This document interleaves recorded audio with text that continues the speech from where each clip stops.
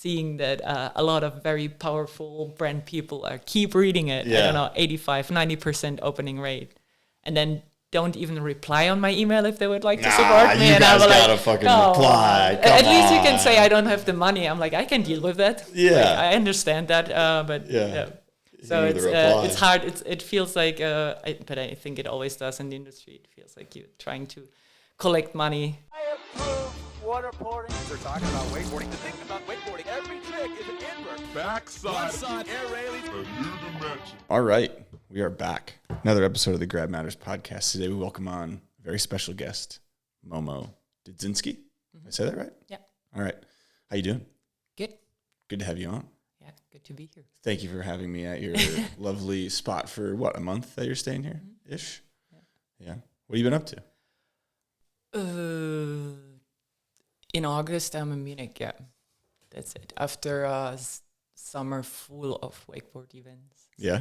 Starting from LAO, ending with Waldbad. I've been traveling a lot, so I needed a few weeks of rest somewhere. Just chilling, hanging out.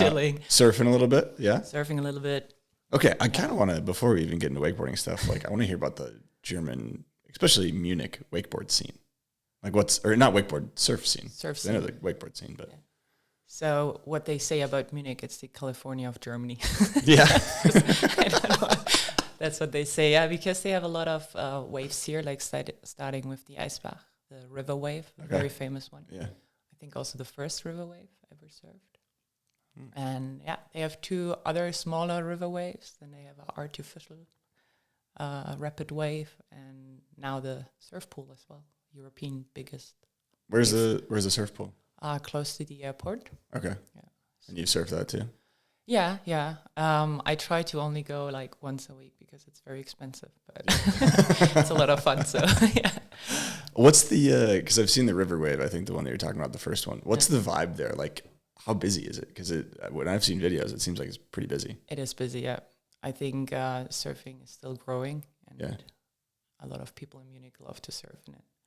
How's the lineup? Like, how long do you wait to surf, and how long can you go? Like, I think it depends on the time of the day. So if you're flexible, you can like go when there is less people. But I think during like lunch break and then after work, 5, 6 ish, it's pretty busy. Yeah, definitely. Like 10, 15 minutes waiting time, I would say. Oh, that's okay. That's not terrible though. No, it's not terrible. I mean, for a little bit of a ride. So, all right. First important question: favorite grab. I thought about that one. I knew that was coming. I have to stay classy and say like stale fish. Stale fish? Yes. Okay. I was watching some videos of you riding, and if I were to guess, I would have guessed tail grab. Oh yeah, but I have a lot of those you too. Stale. Okay. All right. Backhand though is like kind of the vibe for you. Yeah. Tail grab. Oh yeah, true. I don't know. I haven't thought about it. Because no script, I do with my backhand as well. Okay, so definitely a backhand grabber. Yeah, true. I'm I'll a roast backhand. beef sometimes, but it's really hard. The roast beef to me is a weird one on the wakeboard. Like chicken salad, I think is pretty not easy, but makes a lot of sense. But roast beef is definitely different. Yeah. So hard though. Yeah, and I think kind of hard to make it look good too, like because you're gonna poke it and stuff. But. Especially on the face. Well, that's just everything for me at least. Don't zoom in on the wake face; it's always tough. All right, I got another question. Should pros ride for free at parks? I saw that question before.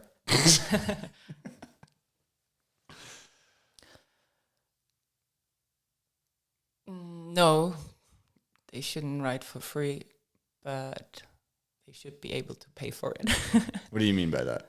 They should earn enough or make enough money to be able to pay for the trainings. Okay. So, like, let's say, the scene here is obviously different than the U.S. and probably other parts of the world, and we'll get into all that a little bit later. But, like, let's say you're a, quote unquote pro, you're on a team's website here, you're driving around to cables. Like, what should that vibe be, I guess, like, in a perfect world? Perfect world.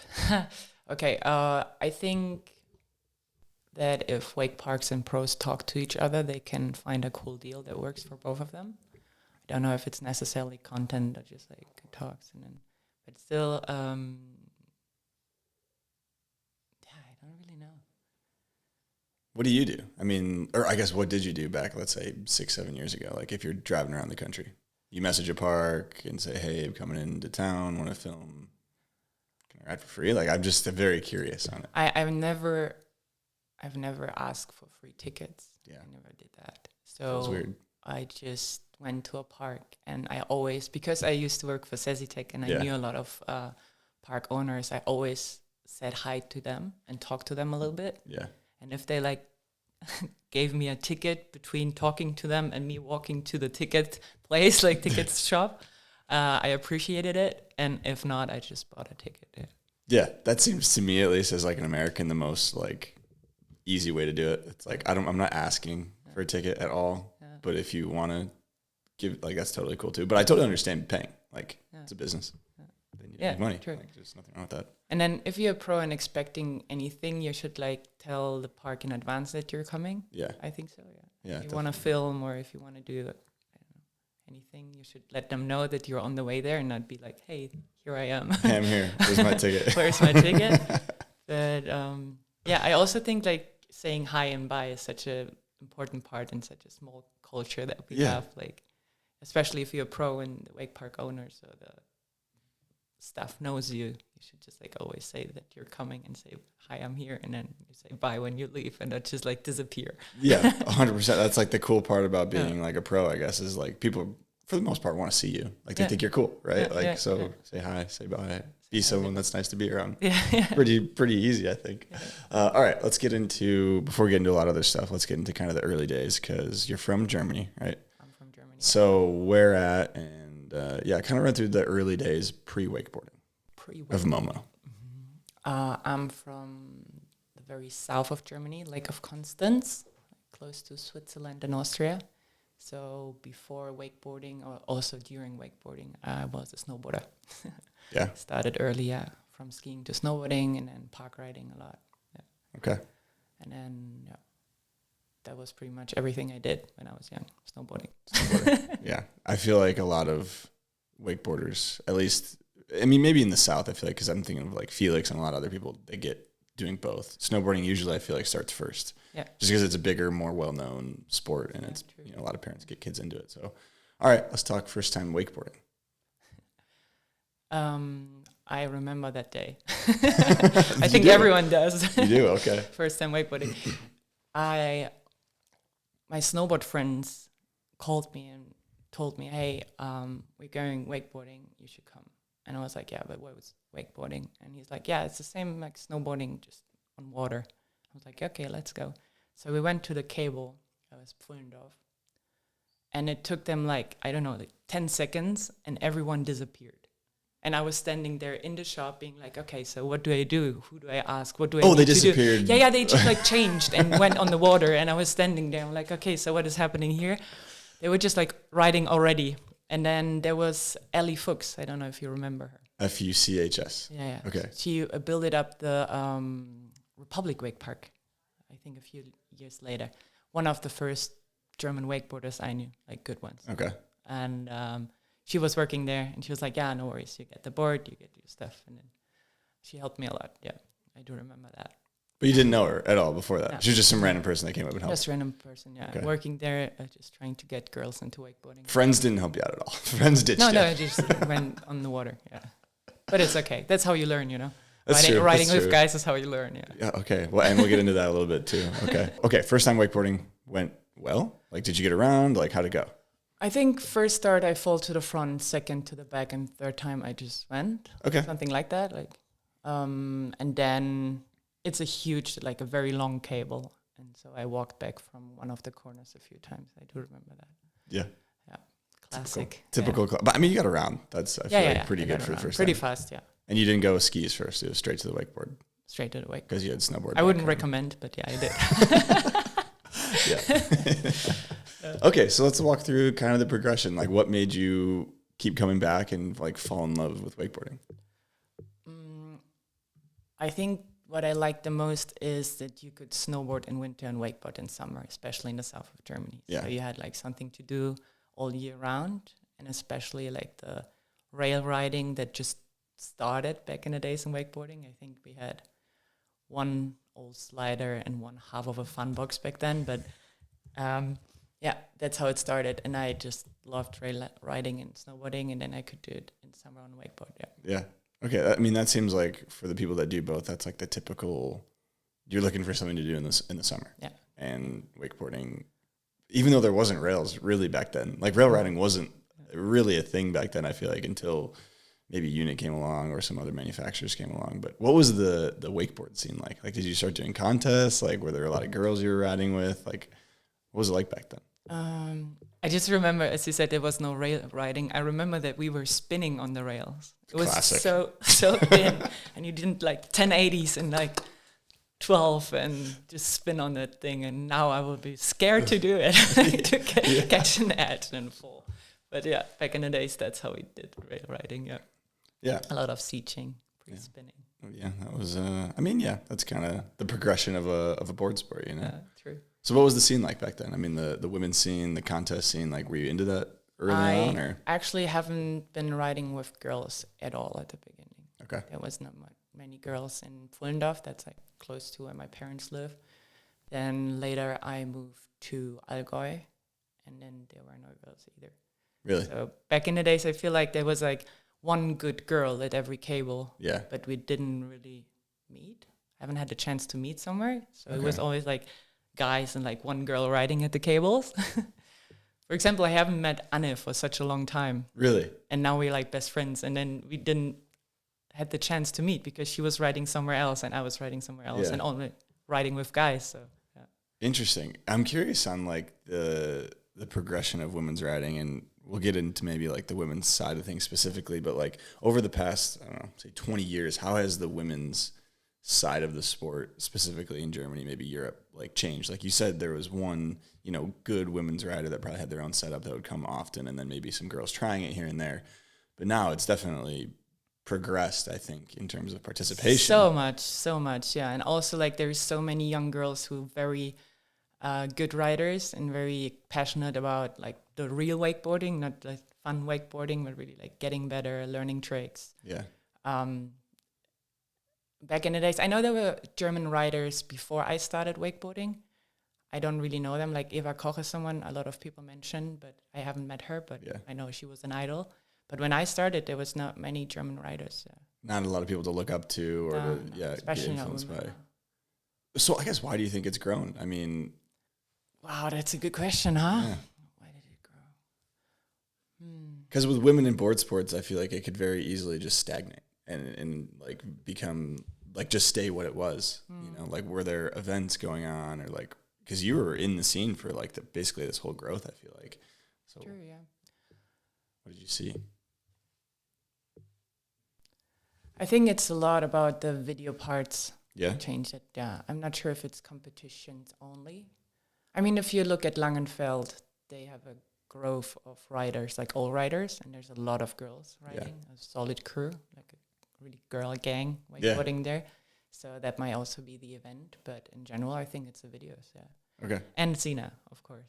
Yeah. We'll get into Sina too, because I feel like Copycats Club made a huge wakeboarding movement. Yeah.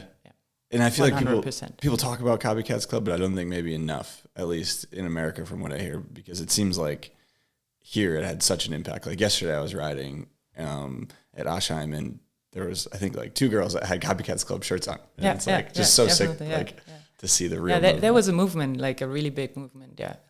100%.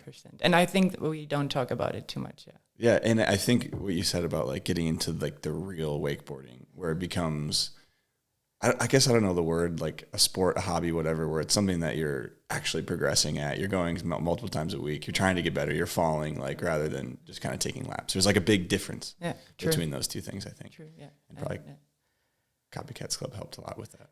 It's crazy because Sina did so much for wakeboarding, also like with not only the magazine, but with the movement, with everything. And there is awards we do in Germany, you know, the Cable Mecca Awards. And then there's always a hero, Cable Mecca hero, someone who's pushing the sport. Yeah. And she never won. Really? And I'm just so, she's always nominated because she is like impacting the sport big times. She never won. I don't know why. Who votes on it? Is it the people or is Is it it a combination? it's a people and a panel. It's both. Okay. Yeah. Mix of both. Okay. Yeah. Interesting. Yeah. I feel like there could have been like 2 or 3 years where she could have easily won with like the movies she makes and the magazines and the merch. Yeah, and as you said, every German cable has at least a few copycats running around, like the board, the bindings, or the shorts, t-shirts, something, stickers, everything. Like it's everywhere a little bit. Like really the movement is there, but yeah. Maybe we forgot about her because she moved to the States. Or we missed her because... Sorry, Sina. You know what? Actually, I think now is a great time we get into a guest question from Sina. Sina Jacobsen now. What's up, Momo? What's up, Hunter? Momo, you were actually the first girl I saw in real snowboarding in a park, and I just remembered thinking, wow, woman hitting rails looks even better than man for me. Like, you just killed it and were so stylish. So, just want to put this in. But my question for sure about women, Momo and me already talked a lot about this on the phone, but I love to hear it in a podcast. In board sports, especially snowboarding, surfing, and for us wakeboarding, what positive changes have you seen for women in the scene? And what do you think still need to shift, particularly in the mindset of men? I'm stoked to hear it. I hope you guys have a great conversation. Love you guys. See you soon. Bye. Thank you, Sina. It's an interesting one. It's a very interesting one, yeah. So she kind of hit on the progression of it, and then the second part is the mindset of men. So I kind of, we touched a little bit on the progression of it, but I'm wondering, it sounds like you and Sina have probably gone back and forth quite a bit on we this. keep talking about it, yeah. Honestly, I think about wakeboarding a lot, also with my job, about like the industry in wakeboarding. Yeah. I don't separate girls and boys in wakeboarding too much, honestly. Like in your mind? In my mind, yeah. Okay. For me, we're all wakeboarders. Yeah. I don't like the separation too much. Like, I love events like the Wake Bash we're doing next weekend. So we get girls together to like learn from each other, to fall and to do stuff. But then on the other hand, I feel bad that we exclude men, because why shouldn't they have the opportunity to have workshops and community feeling and everything? So, so sometimes I have a hard time like really separated, especially because I ride with guys a lot. Yeah. But I see that women, most of them like to go together because it's easier for them to like fall and learn from each other. Yeah. And then they are too shy, or when there's men around. Okay. They're like more free when there's only girls. Yeah. And I think, but not all of them. A lot of them need also the push from guys to like get better, because you have to look up to something, right? Yeah. So yeah. Interesting. I feel like it's partially, for me at least, it could be a guy or a girl as long as the person's better. Yeah. And I guess maybe for the most part, like a girl, if you're riding with guys, like they'll probably be the guys that are better than maybe, because there's less girls doing it. So what also helps is like women think a lot, so we understand each other, because we also are overthinkers basically. So we can explain things to each other, and if you ask a guy, sometimes you get like, yeah, just do it. I'm like, yeah, but how? Yeah, that makes sense. How should I do it? Like, just do it. Yeah, but just what should I do? Right? Where's my arm? Where's my head? So I think that's also like helps when girls ride with girls. You can actually explain how like to pass the handle, where the handle should be, and they'll be like, okay, no one told me. I'm like, yeah, because they sometimes don't know, because they do it automatically. Yeah. They're not thinking quite as much about it. Okay. Talk about the mindset of men, I guess Sina was kind of touching on. Yeah. If I would understand the mindset of men. I don't understand it either. Okay. Especially not my own. I think that talking about the pro level, they equally respect each other, male and female riders. Okay. I have the feeling that they like support and understand the way people ride, and respect it, whether you're a male or female rider. If that makes sense. And I wouldn't know. Do you think it used to be like that, or do you think that's a change that's happened in the past? There's always you ride good for a girl. That's a sentence you don't want to hear as a girl, right? Yeah. That's something people keep saying, like, you're not too bad for a girl. I'm like, yeah. I'm not too bad in general. Backhanded compliment you could ever receive. Yeah, like maybe I'm not too bad in general, not only for a girl, but yeah. So I think that's changing, but you really have to send it as a girl to get the respect. Yeah, I think so. Yeah. Okay. You really have to fall. I think that's something that men really respect. If you eat shit to learn something. 100%. And I don't think that's like gender, like I think if a guy sees a guy eating shit or a guy or a girl, maybe it's less common for a girl to kind of do it. Yeah. But yeah, if you see somebody just like battling, falling, like that's the most respectable thing you can do wakeboarding, I think. Yeah. And commitment. I think a lot is also like commitment. If you see someone, if you really wants to try it, or if you're just like, oh, maybe. You're talking about it and I'm like, oh, okay. Well, and then you see like they cutting to the kicker and you're like, oh no, I'm not doing that. Come on. Roll your eyes. Come on, just do it. Yeah. Just try it. Okay. Does that answer Sina's question? I mean, I don't want to disappoint her, I don't know. I mean, Sina is definitely like, she has a lot of thoughts on this and I think they're all really good and interesting. Yeah. So I don't know if it does. I mean, the mindset of men, like you think there's a mutual respect to this day, like right now between the pros. Yeah. I guess, do you think, I guess I'm trying to figure out where she was kind of going with the question, because what about in the non-pro scene? Like, what are you seeing just average people riding? The same, I would say. Yeah. I wonder where she's going with that question. Like, do you think we're in a pretty good spot in terms of men and women riding? Yeah. Okay. Yeah, definitely. Like, we're seeing women's growth. Do you think there's a mutual respect? I guess, I know she's always interested in talking about the pay thing, and I'm not going to put words in her mouth, but like, where do you think the pay stands in terms of sponsor dollars and contest purses? Because obviously it's not all equal everywhere. Some of them are, some of them aren't. Like, where do you think we stand right now? I mean, we should improve it in general. For both genders. But I think we had a lot of equal prize money. Mm-hmm. But also if you, I don't know, sometimes when you think, okay, but there's like 42 male riders registered. Yeah, let's take 18, for example, right? 18 girls. Yeah. So should they have the same amount of money? Because there's way more men than women. So what does equal mean, right? Is it equal that the first place gets the same amount of money, or also that like 5 to 8 get the same amount of money? Yeah. And if there's 42 men and 18 women, is it still fair to give like the same amount of money to those people? Yeah. There's a lot of questions when it comes to prize money. What do you think, Momo? I think we need more money in wakeboarding. That's what I think. Okay. I agree with that. Yeah. How do we get more money in wakeboarding? That's an easy question. How do you think we get more money in wakeboarding? Just a real easy one right there. Yeah, I don't know, because I have a lot of hard takes on this one. Okay, but let's hear a couple. No, I think the best thing would be to get more outside sponsoring into wakeboarding. Yeah, like brands that are not in wakeboarding, not earning money through wakeboarding. Mm-hmm. That would be sick. Yeah, that would be important. And it used to had a lot, not a lot, but there were some random outside, ones. Some random ones, and then I don't know why we lost them. Yeah. So we need to get more of those. Yeah. Okay. Do you think participation as a whole in terms of wakeboarders in the world, do you think it's gone up or gone down in the last 20 years? Total number. Cable or boat? Because let's just say cable. No idea about boat. Let's say cable. Yeah, let's say cable. In the whole world, cable wakeboarders.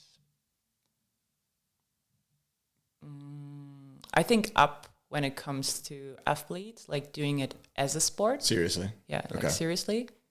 But I think maybe less when it comes to people doing it in the leisure time. Like recreational riders, weekend warriors, less of those people. Yeah.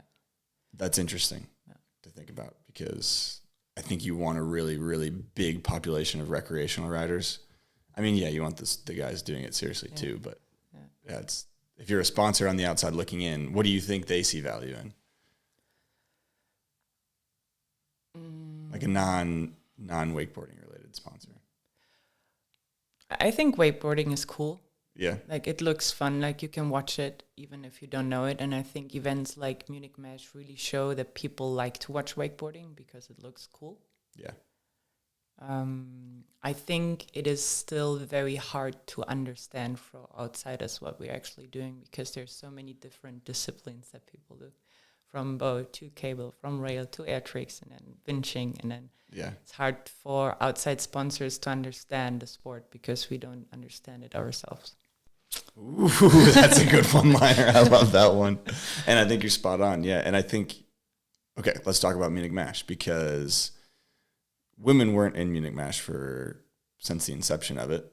And then they got Munich Mash. And I think you were around for this whole situation. So let's run through the story. I've been part of a lot of Munich Mash because I was operating back in the days with Manu. And then the first time women got into Munich Mash was a shooting, not the competition. Yeah. So we had the opportunity to ride the setup and get like a photo shoot with Bear back in the days. Yeah, Wow. Bear, Flew over for that. Okay. Yeah. So that was the cable. I was Danny. And he was like, yeah, we need girls on the setup. We need to do like cool night shoot with lights. But honestly, like the setup was so new for wakeboarding, and then for girls riding this type of setup for the first time with the big B level in the middle of the night was pretty challenging. A lot of new things come at you like, at once. it's nice the girls can ride it, but like the circumstances were really tough on us. So. Yeah. But that was like the first step, and then once we did that with the cable, and there was like 6 shots, then Munich Mash decided to include women the next year in all disciplines. So also in skateboarding and BMX. Oh, so they weren't in the other ones as well. It was mostly, it was all just guys. Yeah. Okay. So they included women like the next year. Okay. And you were riding in the first one, weren't you? Yeah. How'd it go? Not too good. So that was my first competition ever, you know. My first competition in wakeboarding was Munich Mash. I don't think anybody else can say that. I think you're the only one that can say that. But back in the days, I wasn't thinking too much about if that makes sense or not. I was like, I'm invited, I'm going. Yeah.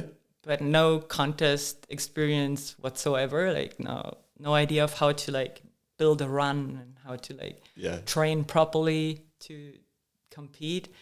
And I was like, yeah, but I'm here for a good time, whatever. Like kind of they sold me like a local hero there, being like, yeah, Momo from Alga, and she's here and she can ride. And I had a team contest with Felix, which was okay because he kind of supported me. Yeah. But when there was the women's competition, and I heard someone from the television one, because there's a huge live stream and live television in Germany, and so I heard someone saying how many viewers they are, and it was like right before I had to start, and my nose started to bleed. I was so stressed that I was standing there and I started to nose bleed. I'm like, oh, maybe I'm not a contest rider. It was just so wild. How'd the run go? Did you put one down or? Yeah, I came back. That was good, but I couldn't do the tricks I wanted to do. Yeah. Because it's just also way too fast for me. I'm more like a cruisy person, and it's like feature, turn, feature. It's just a lot to do. So I couldn't put a run together because I didn't know how to do that. So just like cruise through it. I'm like, I forgot one feature. Yeah, well, that's it. Forgot a feature. That's it. No, it was fun though. It was a good experience. And back in the days, there was not too many girls riding, and I think that's why I got invited. And now there's so many good riders. So I mean, it's a cool thing to say that you did though. First Munich Mash, you rode in it. Yeah, it's like I think it's one of the even though the purse may not be the biggest and the field may not be the biggest, the live stream is really high quality. There's a lot of people there. It's like a very staple event in wakeboarding every year. That was crazy. I think it was Munich Mash and Out of the Kitchen from Courtney, the girls' wakeboard movie. Yeah. That really brought the wakeboarding, like girls wakeboarding together. Have you seen the Out of the Kitchen movie? Yeah. 10 girls, 10 cables in 10 days. It's a nice slogan, but it's a shitty idea. It's a cool idea for me to watch and listen to, but like for you guys, it was probably a pain in the ass. Yeah, so it was 10 girls that didn't know each other at all. Like we've met for this film project. Yeah. And then a new cable every day that you have to get used to. Yeah. And we weren't used to it. We weren't professionals. We were just like starting to wakeboard and then getting used to a new cable every day, training, and then filming something.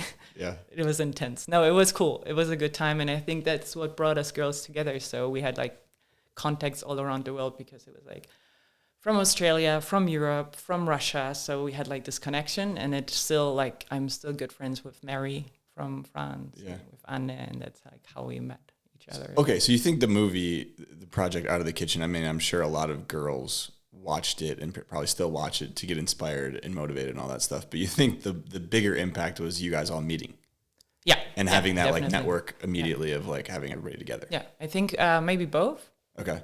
But yeah, I think meeting everyone and knowing each other like made it very international, like connection. So the women pro riding are all friends. We all know each other. We all hang out.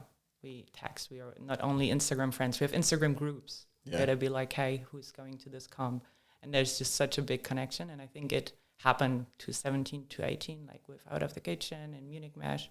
It started that we like. There's a big ball that started rolling for the girls. Okay. Do you think like an event like Women's Wake Bash is kind of achieving a very similar thing in terms of getting all these girls from all over? I mean, I think last year it was mostly Germans, right?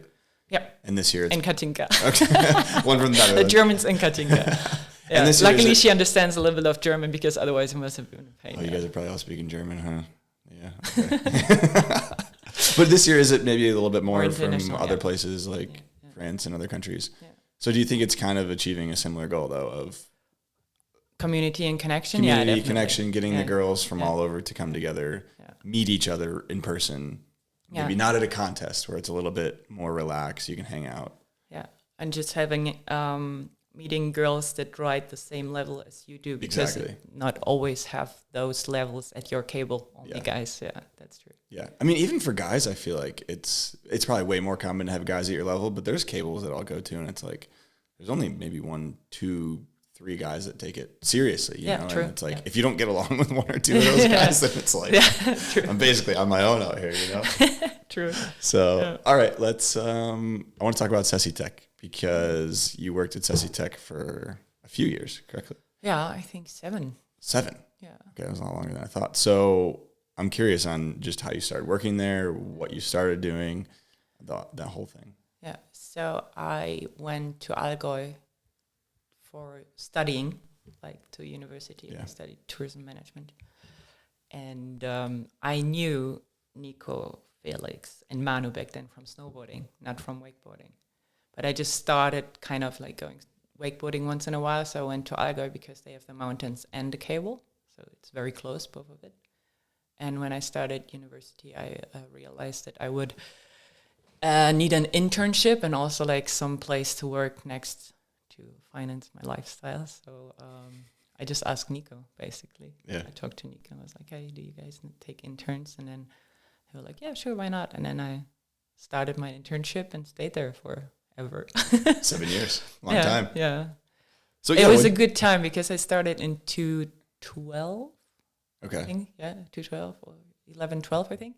And that's when system sales exploded. Yeah. It was Wake the Line. It was like, I don't know. Back in the days, we sold over 100 systems a year. Over 100 a year? Yeah. It was like 3 really good years that we had until 30, 40. Yeah, it was insane. And I was working with Patrick Fierbe, who was a wakeboard legend as well. And he did sales, and I supported him with sales, and also went to all the events with Manu. Yeah, good old times. Okay, you're speaking of events with Manu. Did you operated Wake the Line, the first one? Or I remember, I think it was 2 of them. 2 of them? Yeah, but the last one, 2016, I did that one for sure. I just found the photo yesterday. Yeah, okay, so I had it in my notes to bring up anyways, and then you posted the photo yesterday in your story, and I was like, I actually get to see it now. Yeah, the small little Facebook reminders. Yeah, I remember that. That was horrible to operate, though. Yeah? Yeah, because of the pools. And there was like always gaps, and there was wake skating as well. Yeah. And if someone fell in the middle of the pool, you had like to give him the speed until like the gap. And especially for a wake skate, you don't really know if they're like standing on it or not because they have a hard time water starting. Yeah. It was horrible. And then there was a slide at the back, a metal one, and it was reflecting the sun, so you couldn't really see. So it was a really tough thing. But the best event I think wakeboarding had. Like the line was really sick. Do you think ever it's the best event wakeboarding's ever had? Cable-wise. Maybe because I was there, right? No, I love Munich Mash as well, right? I just like that we can show to people who are not wakeboarding what wakeboarding is. Yeah. Like every event that does that is a good event for me. Yeah, 100%. Yeah. It does it in a good way, for sure. And I think Wake the Line and Munich Mash both did it and do it in a very good way. And also like Rising High back in the days, like with it just brought wakeboarding to the cities and to the people. and that's how we get like visibility. Yeah. And not like trying to get people to wake parks to see it, because that's harder. It's just an impossible task to get people to move somewhere is like not worth doing. So you bring the stuff to them. I think that's the one thing. I think the last also like Wake the City with the doubles is bringing it to cities to people that haven't seen it before. So huge, very important. And I think even like a street jam, like I was talking about, like all these things where you bring wakeboarding into places where it never is going to happen again, probably, and never has happened before, where people are just walking by and seeing it, is one of the most important things we can do for the sport. True. I think so.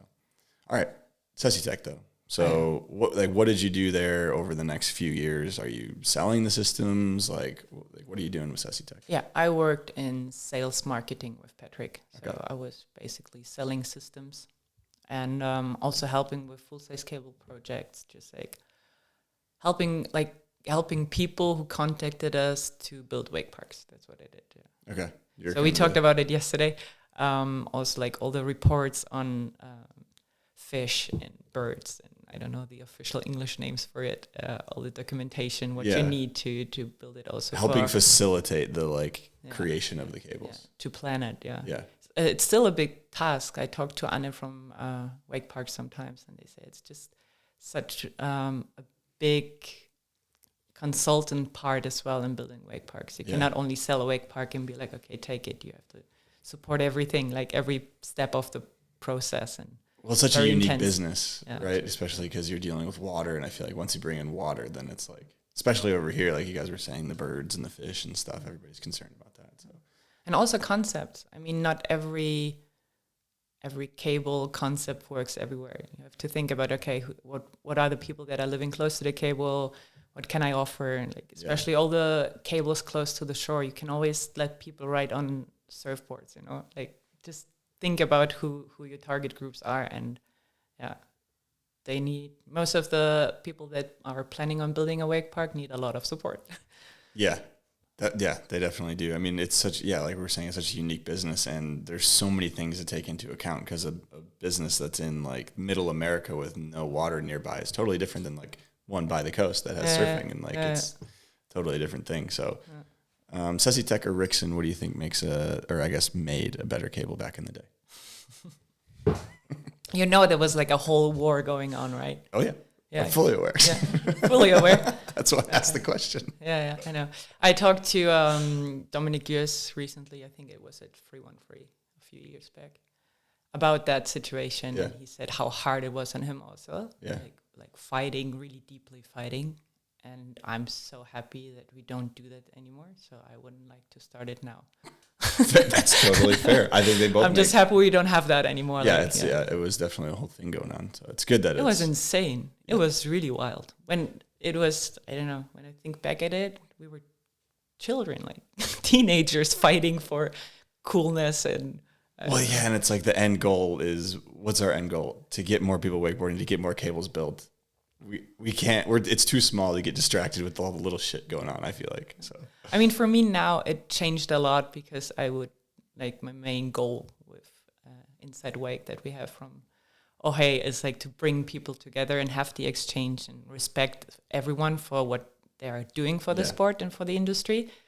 And so my mindset completely changed from fighting for who is the coolest or the better cable to let's work together, because I think that's the only chance we have. Yeah, I really do. Because when we start, it's still like people work for themselves in their small little bubbles. And if we keep doing that, we won't grow, because you cannot grow by yourself. It's impossible. And like you said, we're so small that, I mean, any chance of getting a cable built is paramount than not getting one built, I think. Yeah, so definitely. And there is enough space for every brand to build cables. So. Yeah. Well, there's a lot of potential cables in the world. Like there's so few in the world when you actually think about it. Why would you fight over one location if there's so many more? Yeah. But I think maybe it's also because cable sales back in the day, I don't know how they do it now. We sold them passively and not actively. So we waited for people to come to us to build cables. Yeah. Instead of thinking of concepts, how like we started then before I left, we did like the ski resort thing, because they have the, how do you call the lakes they have for the snow I production? think they're reservoir lakes that they use for snowmaking. So back in the days, we thought about, hey, what about putting systems on them in summer so they have like summer tourism. So that was the first time we started like actively thinking about, okay, who could we sell this product to? Yeah.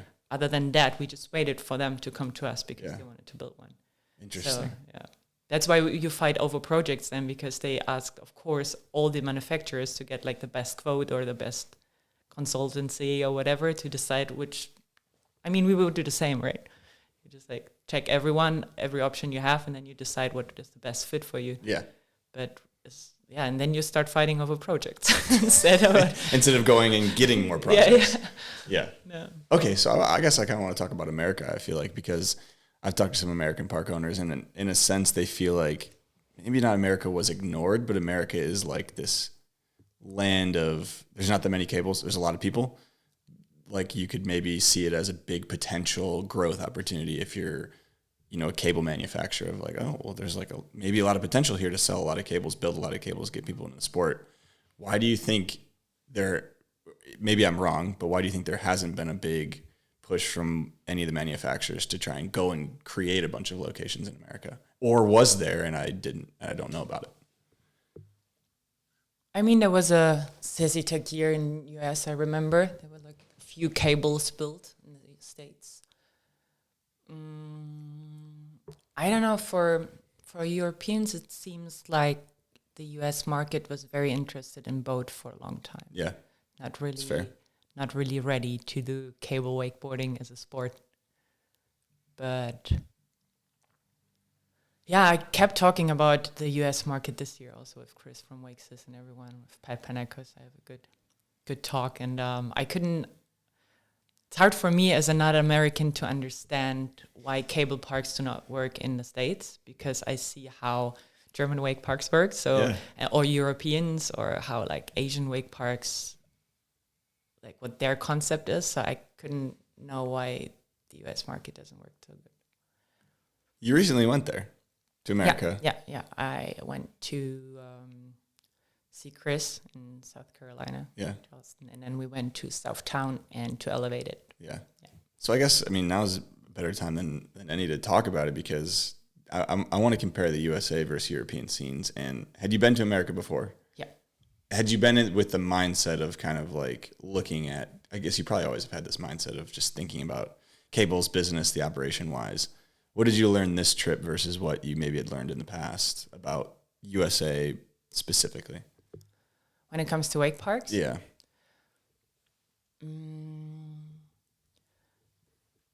I think that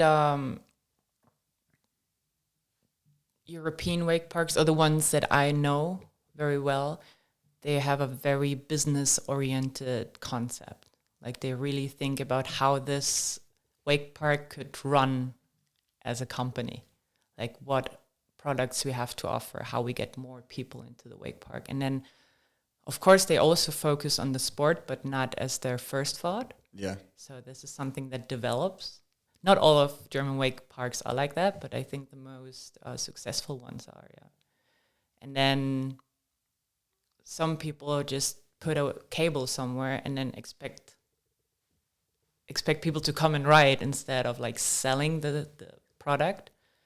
And I know, that Langenfeld has a lot of schools coming to them, right? Yeah. Like bunch of schools coming for 1.5 hours, and then I think it's summer, every day there's like thousands of people, like school kids.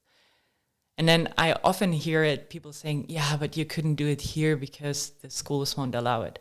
Yes, that's true, but Langenfeld and the Bricks, I think they fought 15 years to get schools to come to them. Like, it's nothing that they just like came easy to them. They didn't walk into school and was like, hey, come in wakeboard. Yeah. And there was all the same things that people struggle all around the world, like permissions, safety, what is it, like, you need someone who knows like how to rescue you in case CPR of you drowning and things. And they all went through that process. It's nothing that came easy to them. And like, okay, now every school is coming. That's something that grew on them. Like they had to work for it. And then they were like, no, that's what we want to do. And that's how we stay. And it took them like 15 years. And then building a cable. And then I think waiting to people to come and not adjust to what you have also in target groups.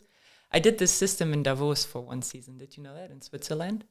I read an article about it, yeah. Yeah. So I was there for one season with 2 friends doing the cable there. And what we didn't realize is that it is summer destination for Orthodox Jews. Okay. Because they go there and meet like family and friends and hang out in Davos, apparently. We didn't know that. We thought it's a bike park destination and snowboard destination. And then we had to like rethink, okay, if we have a system here, we can not wait for co-wakeboarders to come to Davos to ride because it's far away from everything. But we have like this new target group. Okay, maybe some of them are not very talented in wakeboarding. So what do we do? Okay, let's go like Ringo rides, and then just like pull them back and forth in between the wakeboarders to just make some extra money, and they have fun and they just sit in the tube and go back and forth and pay, I don't know, 10 or 15 bucks for that. Yeah. Like for 2 minutes of going up and down. But somehow you have to make money to support the rest of it, right? Yeah. It's a business. It's a business. At the end of the day. Yeah. You have to sell a product, yeah. Yeah. That's very interesting because I feel like maybe people open up a cable and they have an idea of exactly what they want it to be. But what you're saying is it's very dependent on where you are and who the people there are, rather than trying to, like you said, grab the wakeboarders from X, Y, and Z place that might be far away. Who do you just have here? Yeah. Who's right here? Yeah, who's right here, yeah, true. And the school groups is something that also, what you're basically saying is like you don't take no for an answer, especially when it comes to the school groups and stuff. Like if you see an opportunity for a revenue source, you're probably gonna have to work at it a little bit to get it approved or whatever. It's not gonna be just as easy as open the cable and they come.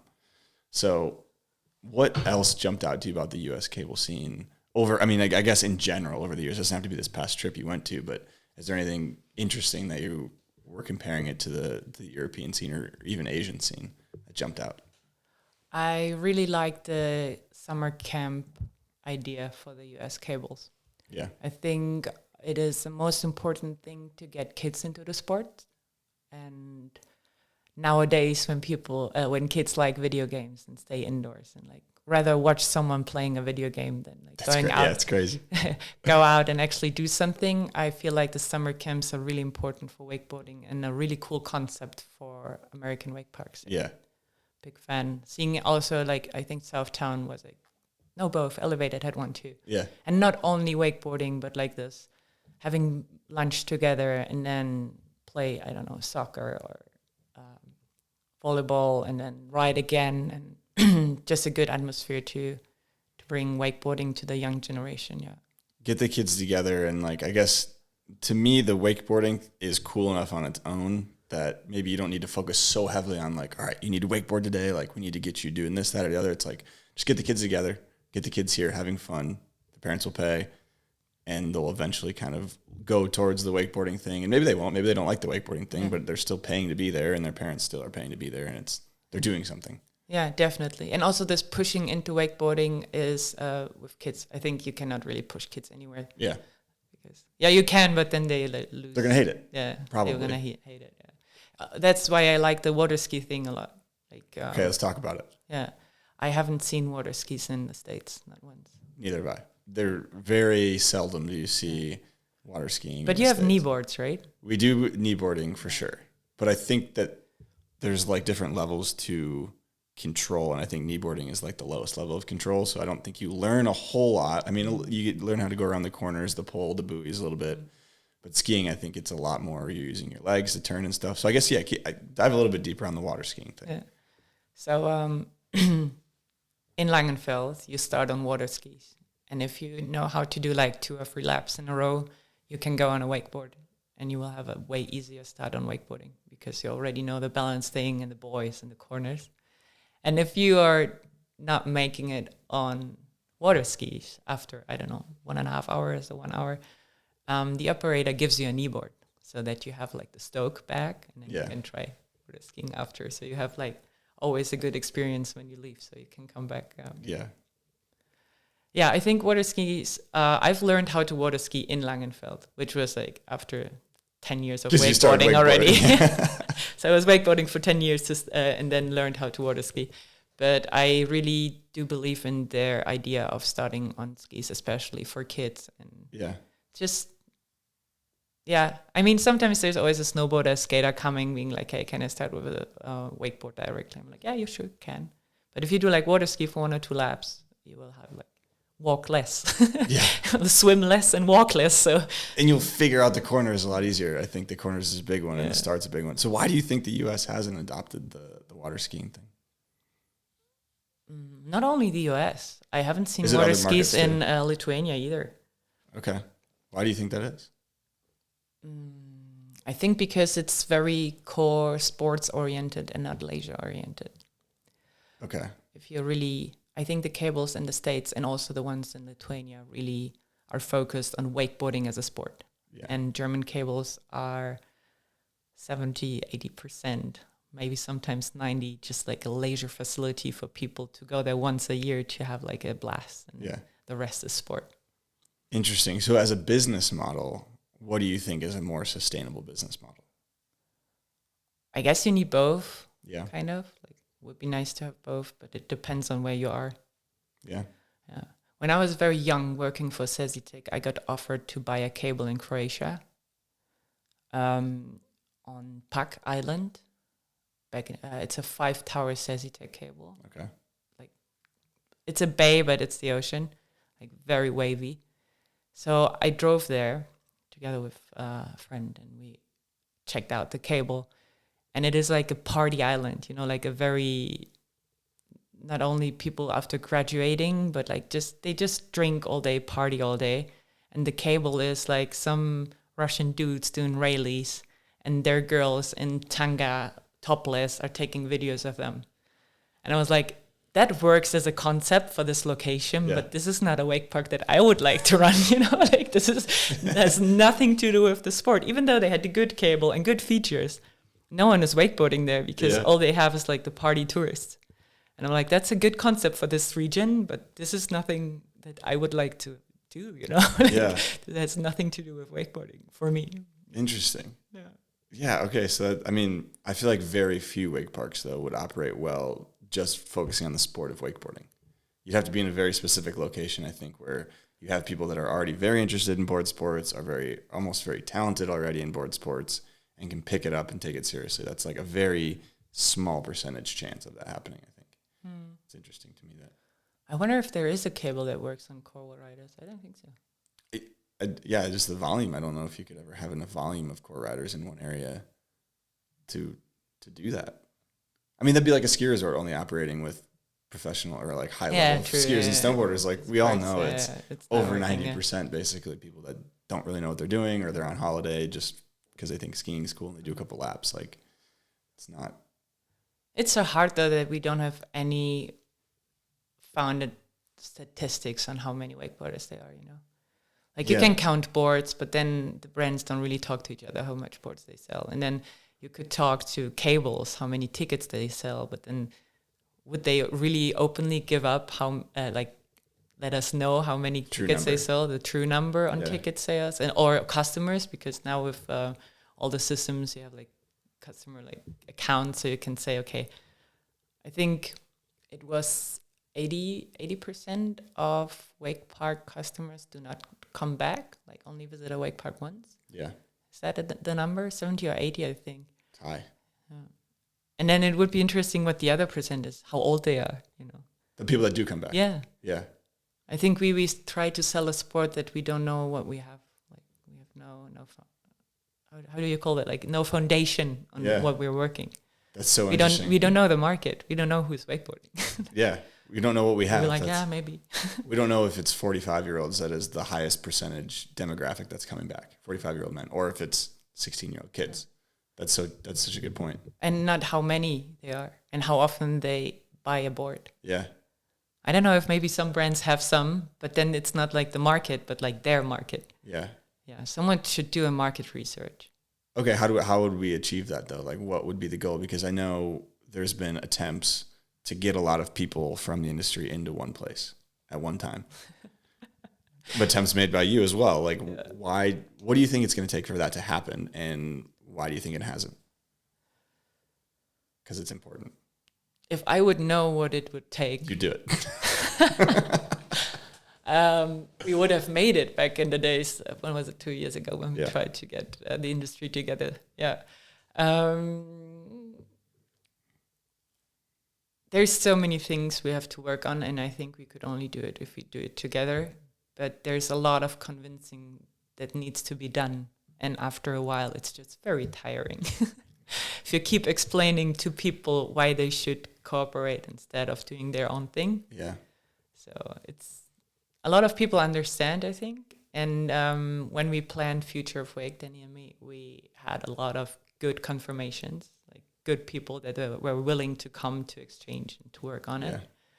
And then there is like some very important and big people in the industry. They were like, yeah, but what is the advantage for me? Sure. Yeah. And So I'm what would you say to them? Like, what's the pitch, the benefit, I guess, of, I think I understand probably what the benefit would be, but for those who are like, oh, why would you need to get everybody in the industry together? They're competitors. Yeah. It's not only the exchange, but the working together that would help. But not only to grow the industry in the sport, but also for their own company, right? Yeah. Like having an exchange and input from outside always is helpful. Yeah. Problem is that a lot of people think that they know best already. And then it's hard to like have a good, healthy exchange with someone else and just respect their ideas and like implement them for themselves in the business, or just, have the exchange, But we kept selling it like with a cake, like we're in the wakeboard industry, we have a cake and we like keep fighting for the pieces. When you say competition, like keep fighting for the pieces. Who's selling more boards? Who's selling more cables? Who's selling more vests? Instead of working together to make the cake bigger, to like everyone sells more. Yeah. Yes. It's hard though. It's hard. I talked to Morgan from Elevated about it and about this talking and meeting and find ideas. And I really liked what he said, because he said, I'm just over people talking. We have to do things now. We like keep talking about stuff and talking and get together to talk about it. Is that a solution? Or is the solution to get together and get like projects rolling? Like start something, being like, hey, let's do this and this together. Who's helping you? You and you. Okay, so we meet in 3 months and then see how far we got. Yeah. Don't talk about it, be about it. Yeah. Because talking will do nothing. I mean, it's good. Yeah. You have to talk. First step. But so, okay, talk a little bit more about the Future of Wake is what it was called, right? Yeah. So talk a little bit about what that was and who was involved and the goal, I guess, of it. So I was still working in Langenfeld, and I felt like, because I did seasonal work, I had to work in summer. And in winter I was off, which was nice, but I was getting old on the highs and lows. So like working 150% in summer and chilling in winter was very exhausting for my body. Yeah. So I tried to find a job that would be like all year round with maybe less hours, but constant. And I called Danny Pointinger from Ohio, who's doing the cable and inside wake. I know him from Sesitec times because he was in marketing there as well. And I called him. I was like, hey, what are you up to? I'm kind of looking for a job in the near future. Anything coming up? And then we had this talk, and he had the idea of Future of Wake, because he felt like wakeboarding would need something big now after COVID that would like get things going again. And he asked me if I would like to plan it with him. And I was like, yeah, okay, let's do it. And we did it, I think 6 months of work. We put 6 months of work into it, talking to people, convincing people that it was the thing.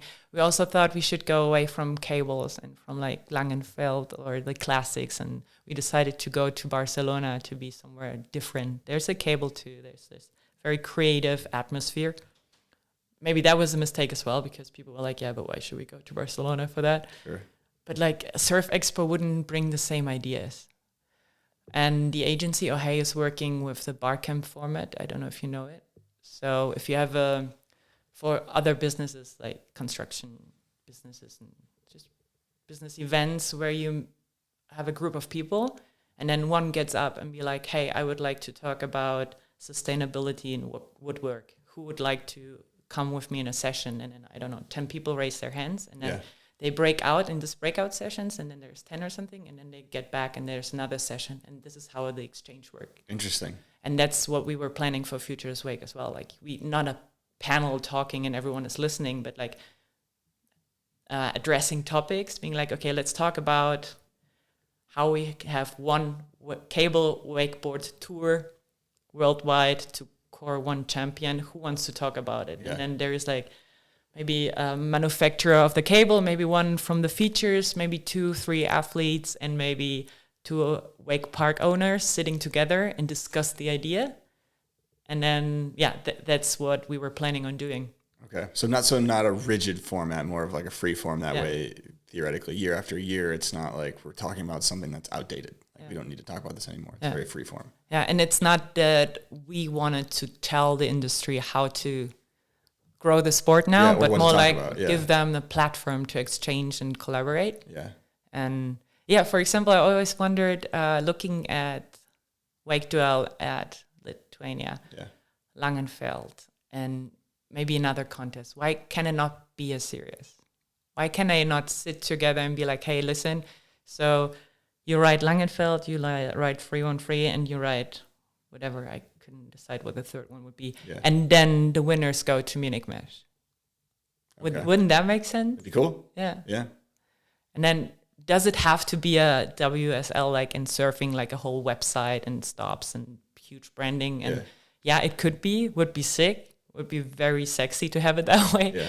But why don't just like bring them together to make a tour out of it and just have a nice tour, wakeboarding tour. Yeah.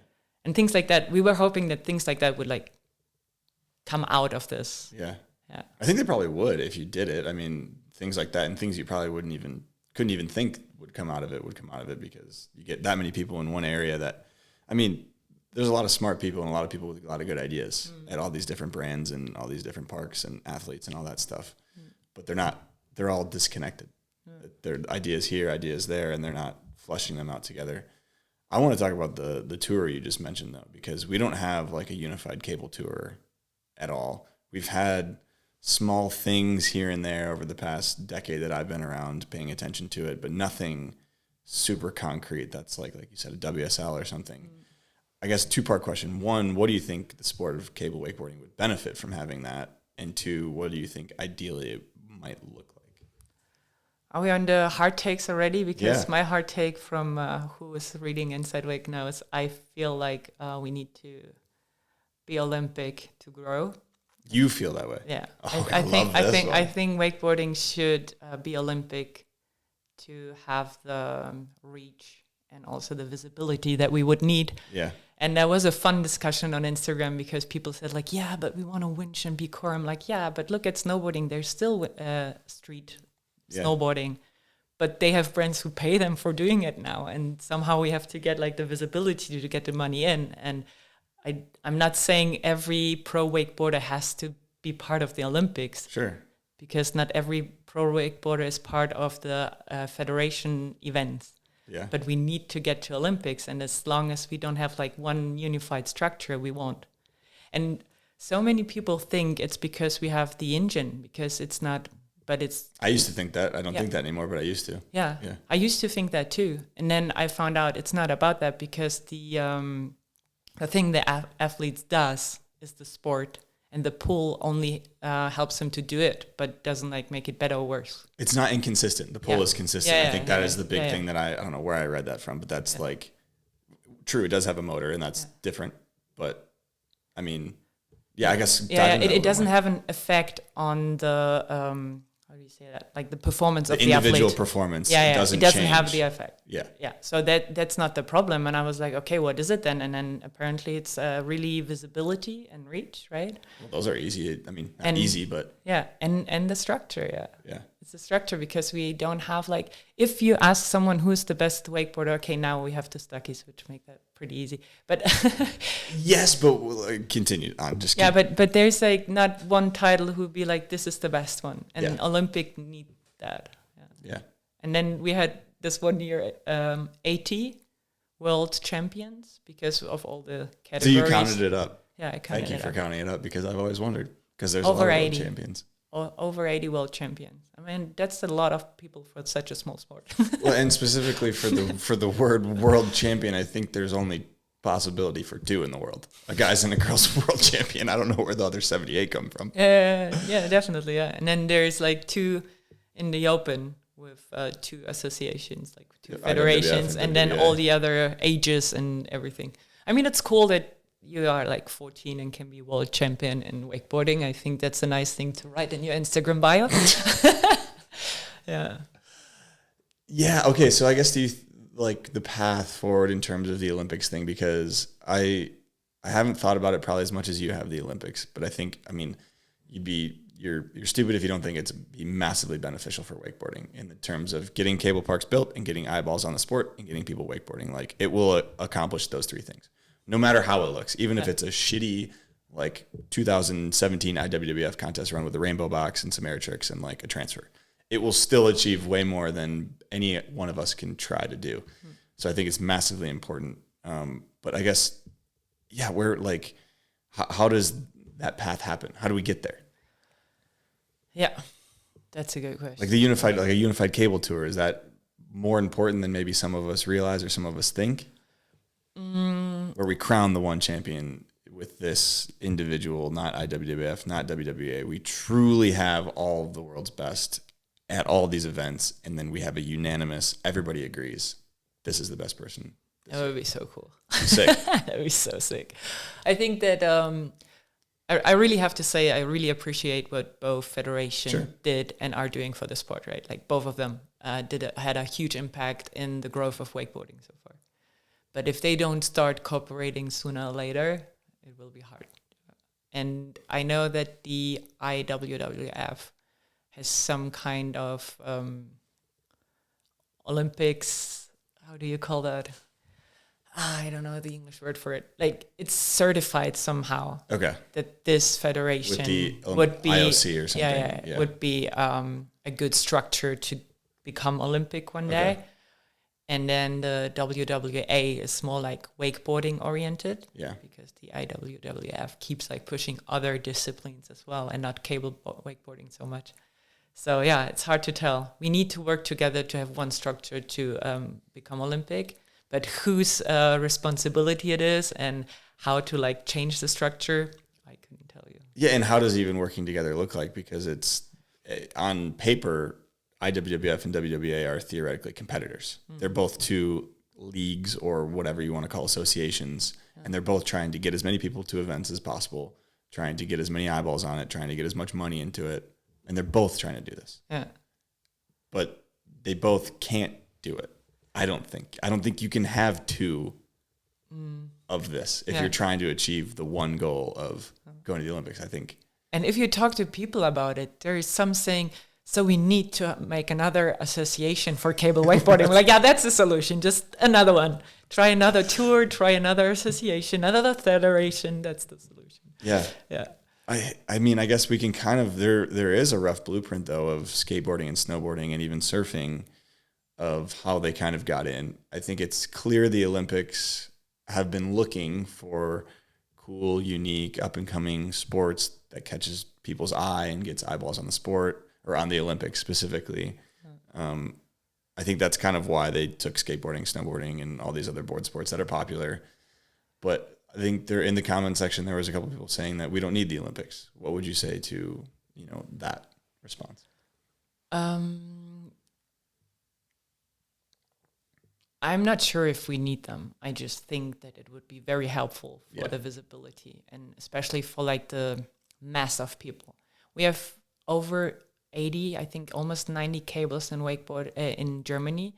And if you go to small villages or cities and like keep asking people, hey, do you know wakeboarding? A lot of people still don't know. Yeah. So we have to go to mainstream media.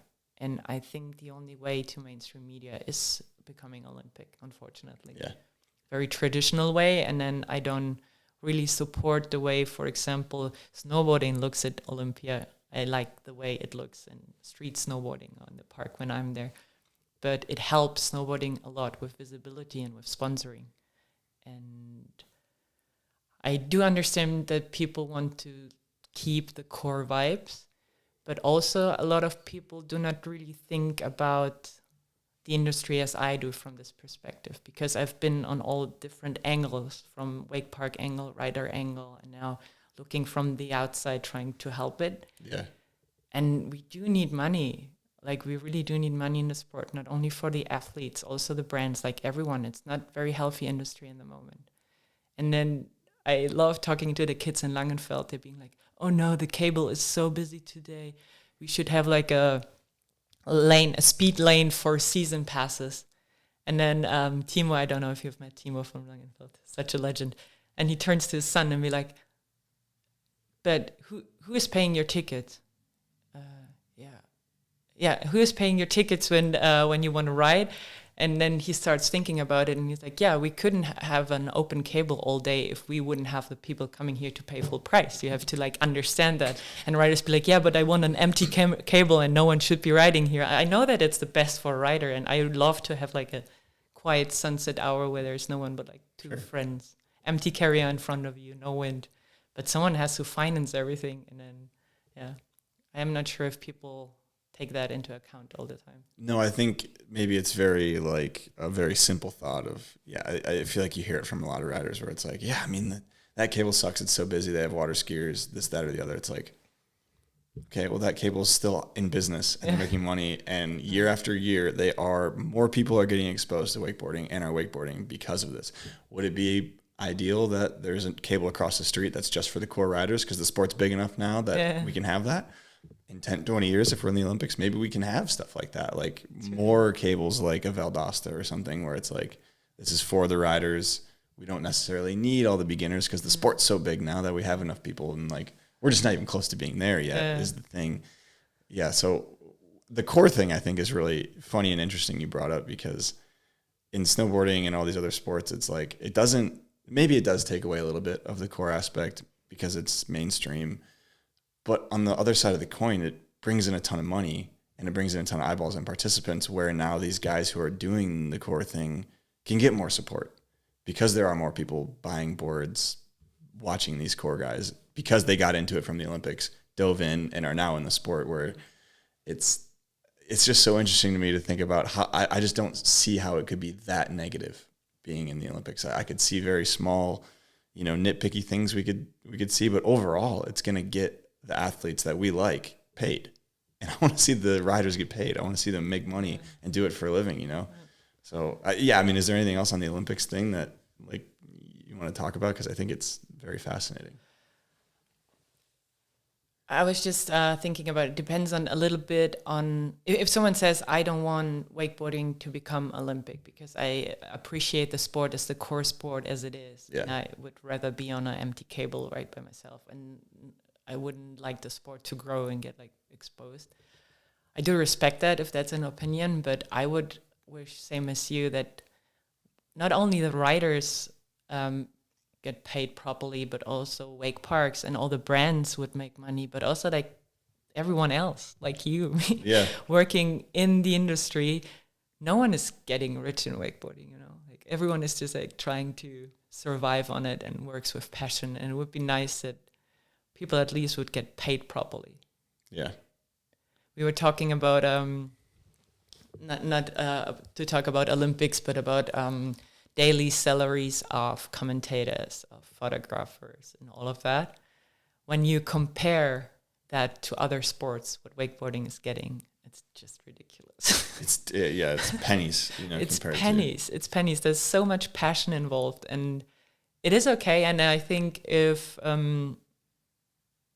people say, okay, that's enough because I do it out of passion, maybe dreaming about being a healthy ecosystem is maybe also too much. Maybe it's a too big dream that I'm having, that we all earn money and are happy and are growing. And everyone, I don't know. It just would be so sick if everyone get like a fair amount of money for the work they put into wakeboarding. Well, I feel like there's a lot of people always asking the questions too of like, where are the videos? Where are the good photos? And it's like, well, the good videographers get into wakeboarding, get good at video, and then they're like, well, how do I make money? I can't make a living here. And then they leave. Yeah. Same with photographers. So it's like, if you're wondering where the good videos and the good photos are, there are still good videos, good photos. I'm not saying there aren't. Yeah.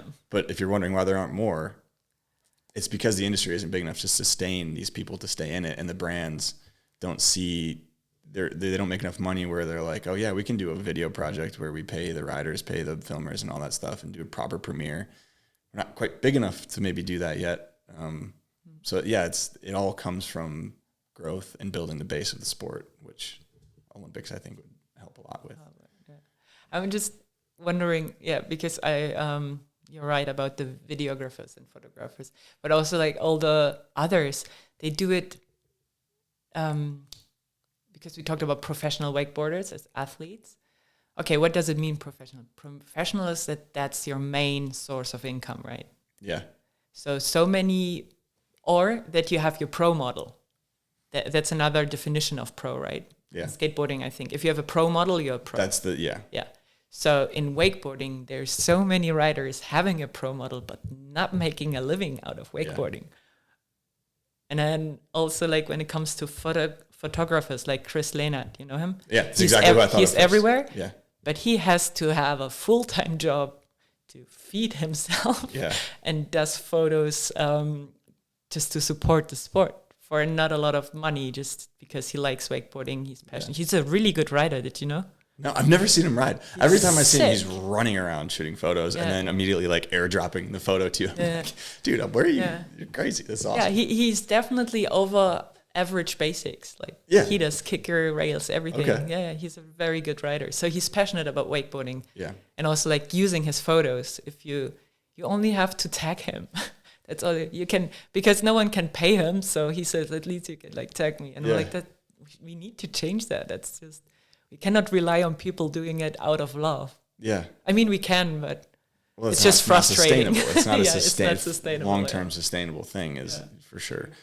Okay. So I think we take a little break and we dive into the LF'n Wheel of Questions presented by Liquid Force. The LF'n Wheel of Questions. Okay, let's go. So Liquid Force likes to make wakeboarding fun. So I think we make this podcast a little bit more fun by spinning the LF'n Wheel of Questions. We got some classics on here: make a movie, steal a trick. We have the electronic wheel today. So we got hot take, make a movie, steal a trick, up and comer. Because I know you're pretty in tune with the scene here. So I think specifically a German female rider, I think up and comer if it lands on that. So go ahead and just click the middle there and we'll spin the LF'n Wheel of Questions here. Just click? Just click. Maybe again, because it's screen recording. There we go.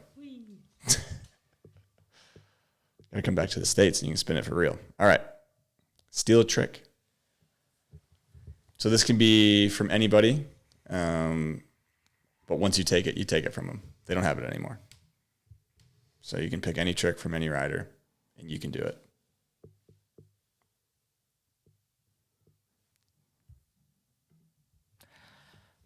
I would take one of the blunt slides that Joe Battleday is doing, I guess. Okay, yeah, that's I think Joe Battleday might be the number one answer for steal a trick. Yeah? Yep. Is everyone stealing from Joe? A lot of nose presses from Joe. Oh, yeah? Which, understandable. Should I steal from someone else then? Because then Joey's running out of tricks at some point. True. I think I took his leg grab back 9, and if people take his presses and you're taking some other stuff from him, he's not gonna have much left. Yeah, take some for somebody else. Okay, maybe I take somebody else. Maybe I steal from Katinka then. Okay, what are we taking? Because Anna is my friend, I would steal from Anna too. But Katinka is doing really sick nose blunts. Okay. I would take one of those. Taking those. Yeah. Okay. All right. And Joey can keep his blunts. I take Katinka's blunt. Yeah.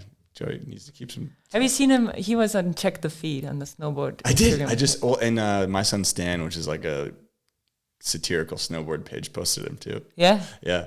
What did they say? It was like a Jason Bourne meme. It like did the nose press and he's like, "This is Jason Bourne," or something like that. Like this is. It's so funny because Joey's girlfriend Diana was part of Out of the Kitchen too. Oh, was she? Okay. Yeah. She rips on a snowboard, right? Yeah, she's a really sick wakeboarder as well. Okay. And she just rode for a few years, I think, when we met. And then we were hang out a lot. After Out of the Kitchen, she stayed in Allgäu for 2 more months. Really? At my place. Yeah. Sick. So we hang out for a bit. And now she got into snowboarding so much. And she's rips on the snowboard. And I got into surfing, which she used to do, but still does sometimes. Okay. But she's so passionate about snowboarding now, and me about surfing. And then it's just so funny because when we keep texting, we just like switch sides. It's so funny. Yeah, and it's funny to see Joe battle it on a snowboard too, Yeah. because like I think his caption was like so weird doing nose presses without a handle, and it was like, damn, looked like you had a handle because you were up there on the nose. But honestly, you can see that sometimes with wakeboard or snowboarding. You can see if a snowboarder wakeboards or a wakeboarder snowboards. 100%. Because sometimes in snowboarding, you can see them holding the handle. Yeah. Like really like nose pressing down the hand in front of them. I'm like, nah, I don't do that. But it's cool to see them. Also like Pedro was in Innsbruck for a bit. Pedro called us. Yeah. Really? And he was snowboarding too. And he has like his wakeboardy style on a snowboard as well. Yeah. Yeah, it's so funny. Yeah, that's so true. You can definitely tell when a snowboarder wakeboards, because I was Yeah. looking at some clips of some riders from, is it Inslee Algau, the one that? Yeah. Did I say that? I said that terribly, didn't I? Pronounced No. Inslee Algau or something. I said that right? The cable that Felix rode at, the one you were talking about? Yeah. Interesting. Yeah. Okay. No, that's right. I was looking at some kids Yeah. riding from there, and like, I didn't even, I watched their wakeboard clips before I scrolled down Yeah. and saw snowboard stuff, and I was like, this kid definitely snowboards. Lo and behold, they did. So Yeah, but in Algo, it's funny because there was Semi and Yannick. yeah, When I was riding there was our Groms. Now they were the Groms. Yeah, they were the Yeah. Groms. But now they're grown up. They're adults doing their lives. Both very sick riders. Yeah. And now there is a mini Yannick and a mini Semi. It's so funny because it's they copy, like the one guy copies Semi and the other one copies Yeah. Yannick. It's so funny. That's so cool, though. Yeah, so good.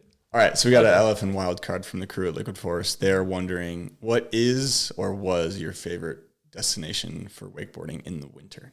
You've been to a lot of places. I've been to a few places, yeah. Winter destination for wakeboarding. We talked about it yesterday. There's always a little bit something missing for me. Like if the cable is really sick, there's nothing around. If Yeah. around is really nice, the cable is not really sick. So it's always something missing. But I think Sitec was my best experience. The best one. Yeah, my Okay. my personal best winter wakeboarding experience. Okay, interesting. All right, well, But it was 12 years ago. It was in that was 2013. different. CW was a little different back then. Yeah, In a the good way. metal There's a lot of rails metal in and- the full yeah, cable. Yeah, CW, bring back some metal in the full cable. Yeah, I think so. What's up too. with that? Yeah. I think Graham, this get that- plastic is escalating quickly. Yeah. Yeah, 100%. Speaking of winter destinations, thank you to Liquid Force for the LF'n wheel questions there. But speaking of winter destinations, would you like to see more or less Thai wake park footage coming out, especially during the season?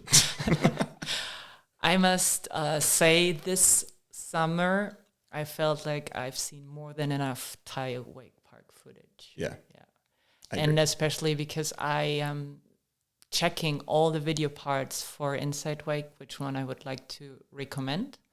And there's so many really different style riders, but it doesn't make a difference if it's always on the same setup, on the same park. Yeah. And then I don't care about the light and the videography anymore because it's always the same location. So I feel like we would need another winter destination for riders, so we don't have to Yeah. watch Thai Wake Park that much.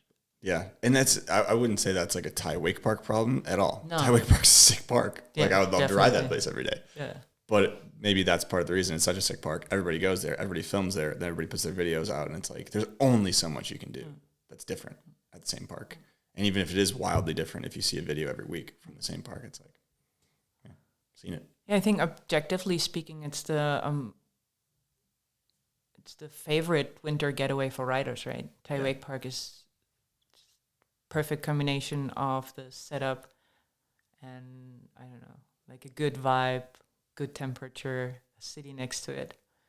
But yeah, if everyone goes there, it's busy too, right? Yeah, it loses its like uniqueness, I guess, which is interesting. And I think wakeboarding, speaking of things that wakeboarding could benefit from in a perfect world, I think having several winter destinations would be, ideal. I feel like back in the day there was, like pre-COVID at least, you had International, which I feel like was pretty popular. CWC was popular, Thai Wake Park was popular, and I think that helped a lot. We were talking last night about why people don't really go to, South America really when there's several solid full-size cables there, some 2.0s. I guess people are maybe looking. I'd like to talk to people that go to Thai Wake Park specifically why. I mean, it's pretty obvious the park is awesome. It's by a city. But to stand out, I mean, maybe that's not their goal, I guess, is to stand out. It's to train in the winter. I don't know. But I think we benefit from some different videos and stuff. Yeah, and also, if you look, for example, we talked also about South Africa or maybe Australia. Yeah. And they have really good wake parks for winter, as a winter destination too. But Asia is very easy. Yeah. That's what we were talking about. Asia is cheap and easy and warm, and you don't worry too much. So I spend my winters in Indonesia, and I want to go to Australia every year. I would be like, yeah, I fly over just like for a few weeks to visit some places. But then I calculate how much it will cost. Yeah. And then I'm like, or I stay here for 3 more months. Yeah, So it's like 2 weeks in Australia or 2 or 3 months in a place that's way cheaper. So it's in a perfect world, Asia would have a lot more winter destinations, but that's interesting. And speaking about successful wake park concepts, I think Thailand did it really good to understand who their target groups are and how to sell their product to be a successful wake park. Thai Wake Park specifically, yeah. I mean, not only with the pro riders coming, but there's so many riders coming there in general, loving staying there, eating there. Yeah. And then they have a whole local community scene included. And then they have tourists. They had it all figured out with the concept, I think. Yeah. And there's a lot of riders there. Like we were talking earlier about people who take the sport or take wakeboarding seriously are into it. Yeah. There's a lot of people at Thai Wake Park that I think are very into it. And that's probably part of the reason why we see so many videos. And they are good videos. Like I'm not saying they're not good videos. It's just the same spot as 6 spots, 6 videos, just too many. Too many, yeah. And that's it's not about the problem. quality of the videos or the park. It's just a lot of Thai Wake Park footage recently. Yeah, 100%. I think we back it up and kind of talk about Langenfeld for a little bit. So you did work at Langenfeld and you kind of touched on that. So I got some questions on Langenfeld specifically, but like what did you do there? Like, what did you learn about Langenfeld as a whole? Because I feel like people talk about it a lot, and I'm kind of curious. I started working in Langenfeld because I really wanted to see how a successful wake park of this size operates. That was my motivation to start working there. And coming out of COVID, I think I started after COVID, I was operating a lot, doing a lot of kids' camps and girls' wake sessions and beginner courses. And then I started to work in HR, if you want to. So I was helping to hire staff for the cables and educate them to be good operators and teach them the way Langenfeld is explaining how to learn the sport. Yeah, that was sick. I really enjoyed my time in Langenfeld. Yeah. So were you the first person to hit the floating dock rail, or had it been hit before? Like the walkway with the rail. Did you? Oh no, it was hit before. Yeah. You hit it though. Yeah, I did. Yeah. Pretty sick. Yeah. Yeah, it was so much fun. I feel like everybody who wakeboards there, like, I mean, every time I look at it, I'm like, it's a perfect rail. Yeah, it's a perfect rail. True, so true. Yeah, but my favorite thing I did in Langenfeld, like as a wakeboarder, because I think after Langenfeld, I kind of stopped wakeboarding because my body is just sore from all the wakeboarding I've done so far. Yeah. But my last and favorite project I did was jumping over the wave. I was going to ask about jumping over the wave after. Did you ever land jumping over the wave? Because I saw the slam on Instagram. Yeah. Or not slam, I guess crash. Crash, yeah. Talk about that. So filming for Space Tapes was so much fun. Yeah. It was just such a fun combination of people. And we had so many options because Flo and Benny are very passionate about wakeboarding. So if you have a good project idea, video idea, whatever you want to do, they support you fully because they love the sport. What they really need from you is commitment to do something and to take some responsibility on planning a project. Take it seriously. Yeah. And do something and not wait for something to happen. Well, we keep teaching the new generation of wakeboarders in Langenfeld, being like, I want to do something yet, and do it. Just pitch an idea, plan an idea, find a photographer, find a videographer, and go for it. Oh, okay.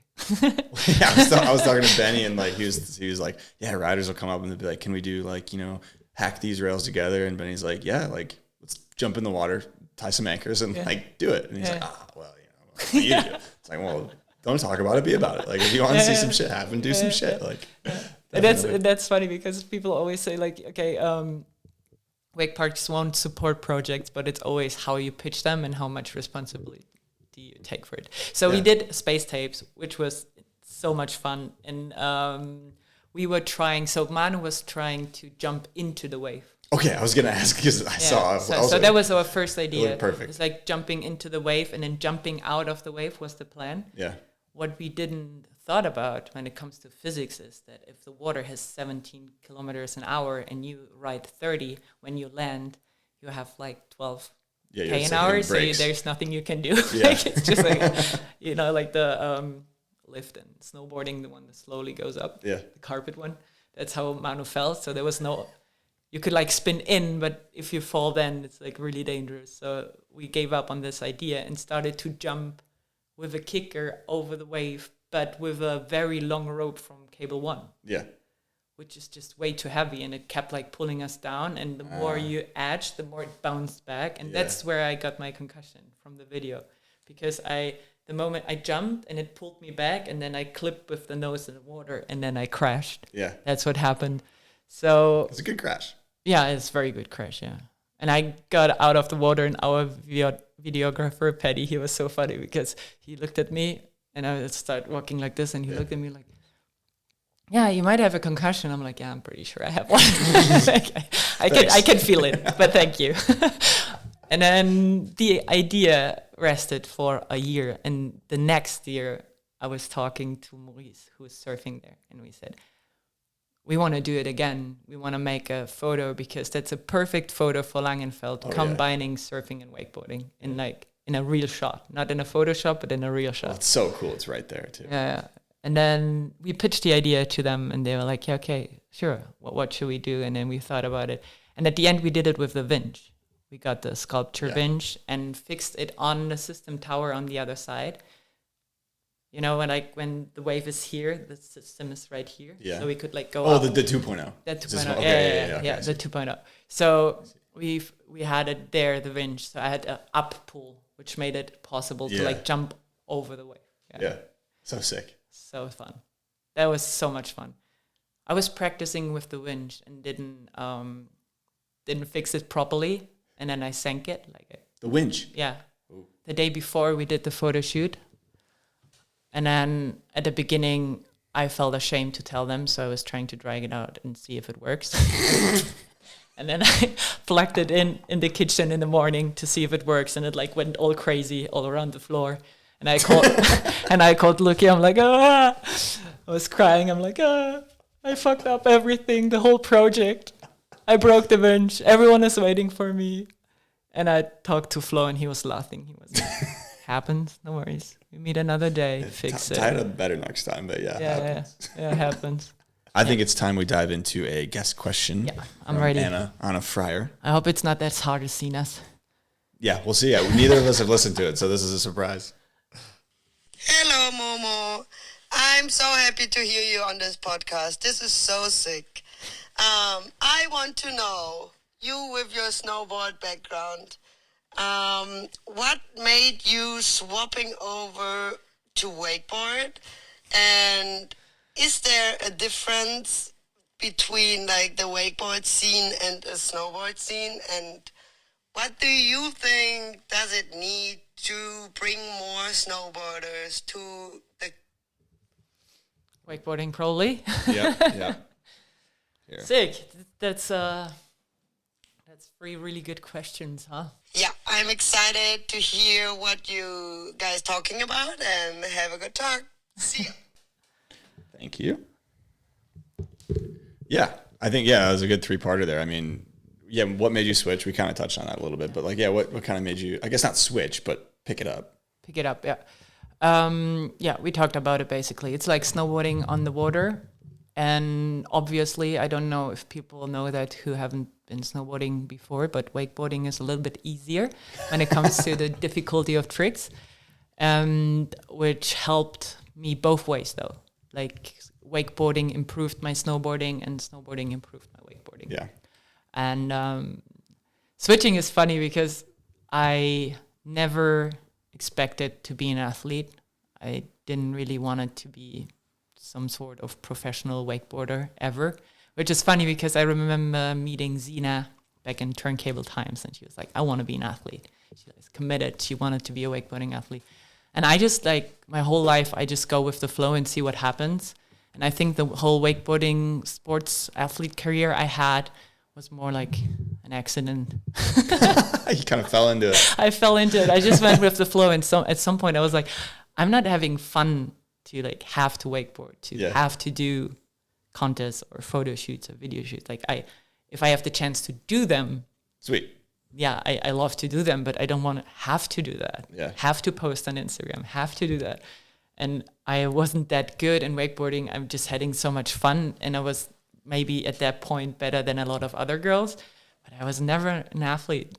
It's very funny that she said, why did you switch? Because I never switched. It was just, I just went with the flow, and the flow was wakeboarding for a bit. Yeah.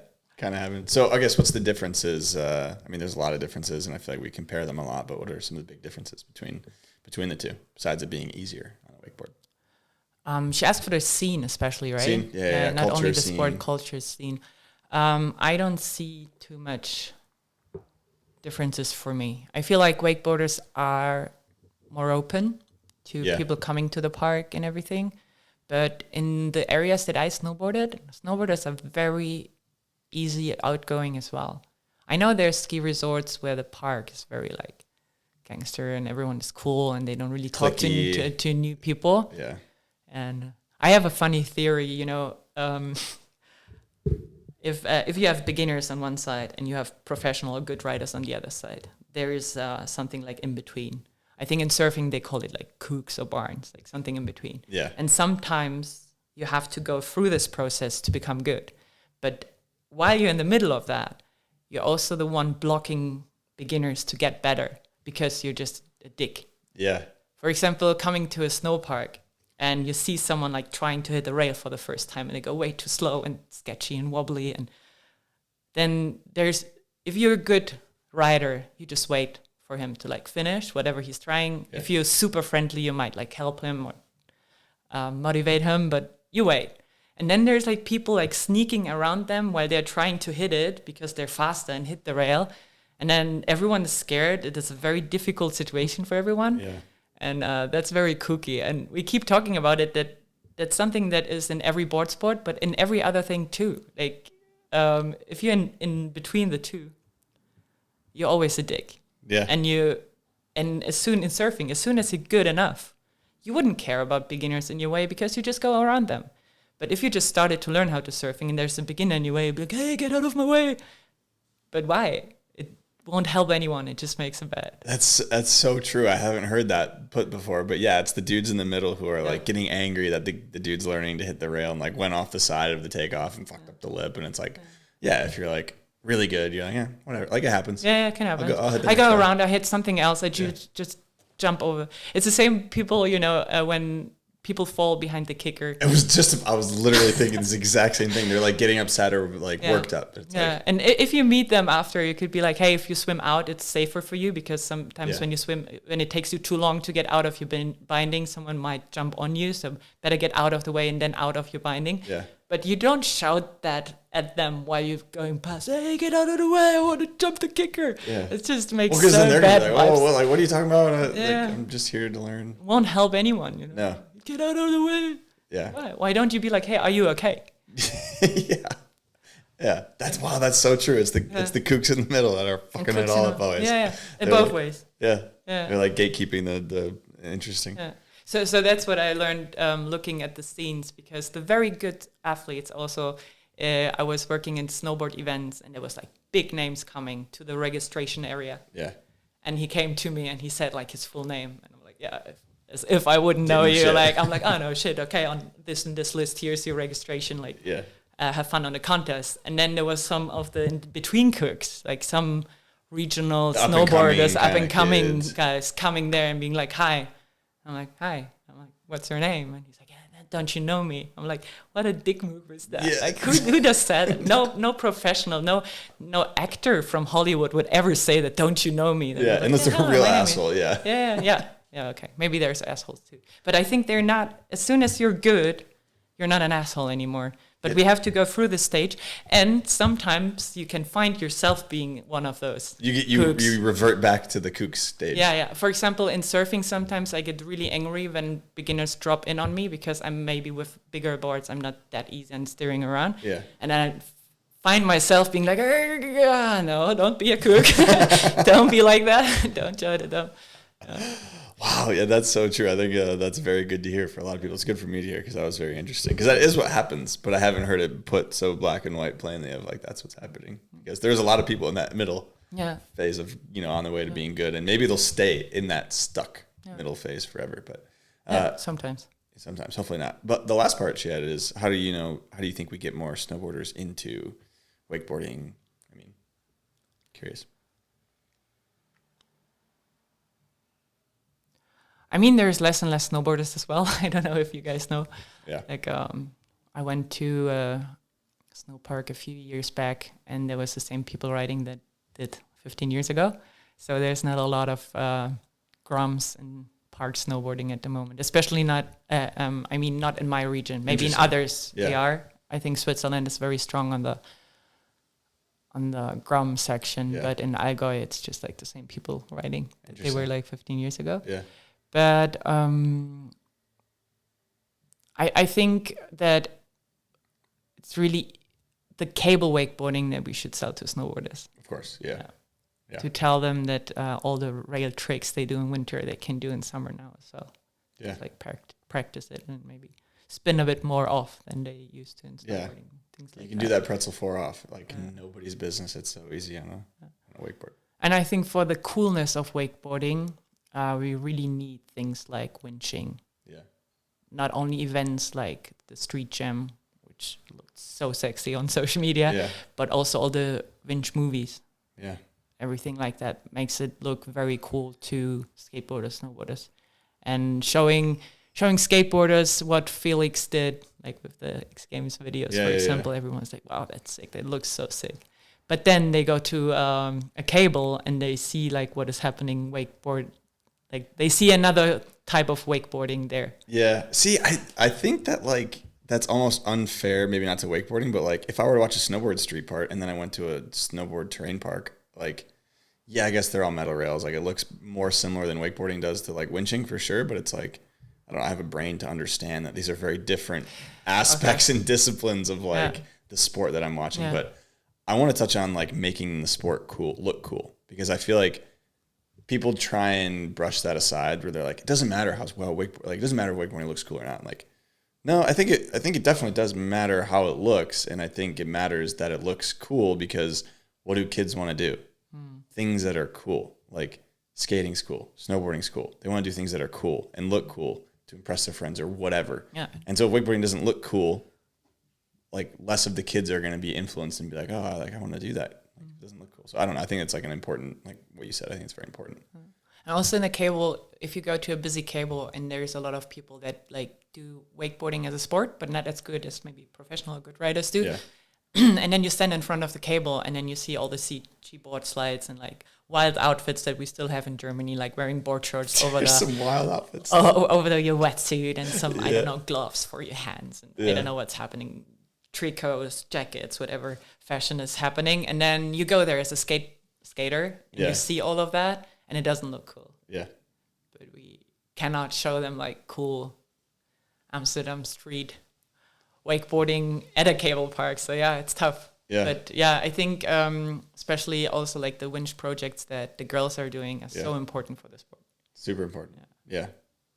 Definitely. Making it look cool. Yeah, that's a good point. I mean, you can only move so far in one direction so fast. Like, yeah, it would be great if a snowboarder showed up to a park and it was all metal handrails and closeouts and gnarly shit. But like, wakeboarding's just not there yet. Like, it's just it's delayed. It's going to take more and more time for some parks to even see value in that. If they do, maybe they don't. Like, it's a lot different. It's a different world, I guess. Like, it's totally different. But I think we're going in the right direction. Like, I was at Asheim yesterday, and there's a lot of rails, like pipe rails, thinner, smaller rails, and like that's a great direction. It used to be boxes, all boxes, and like so it's going in the right direction.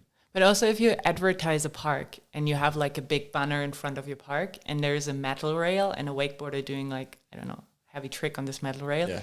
then it looks cool, but also it looks inaccessible for you if you're not that.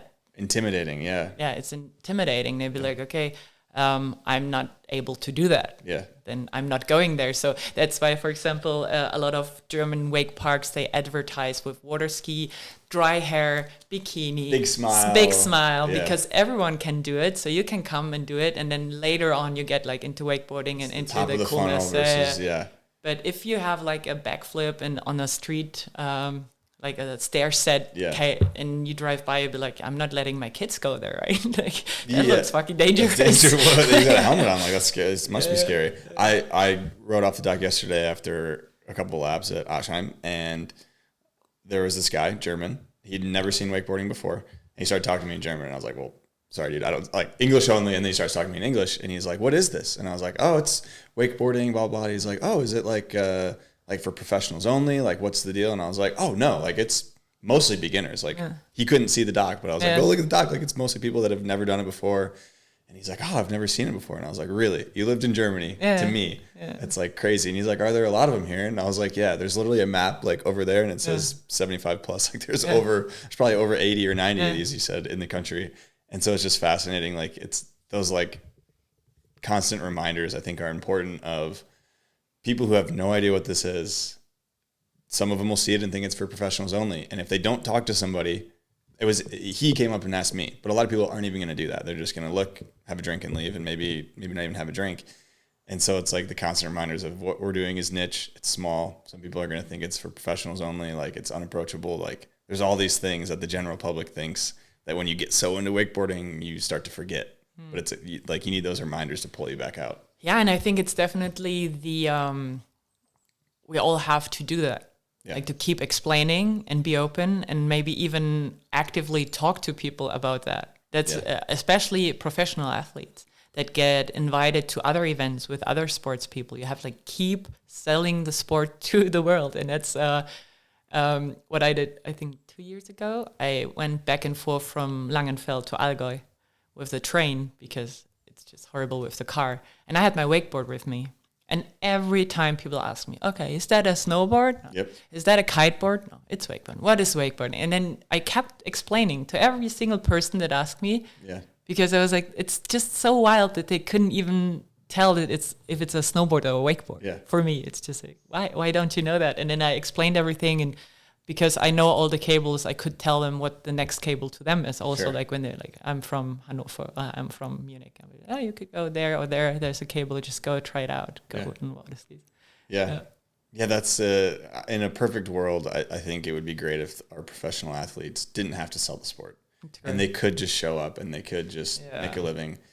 But we're not at that point yet. And in some aspects, like that is your job. If you're a professional wakeboarder, like that's your job at this point, to partially sell the sport. You don't have to. You can do whatever the fuck you want. You don't have to do that. But like it's massively beneficial, I think. And I think it's fun. I think it's cool. Like if it's so cool if somebody asks you about your wakeboard on a train and you talk to them about it. Like that's just cool. They're genuinely interested in what you're carrying, and they had the courage to ask you about it. So it's fun. It's cool. So all right. So we kind of touched on inside wake a little bit. So I think maybe for those who don't know, what is inside wake? When did it start? What's like the goal of it? Kind of explain to the people. So I think inside wake started in 2021.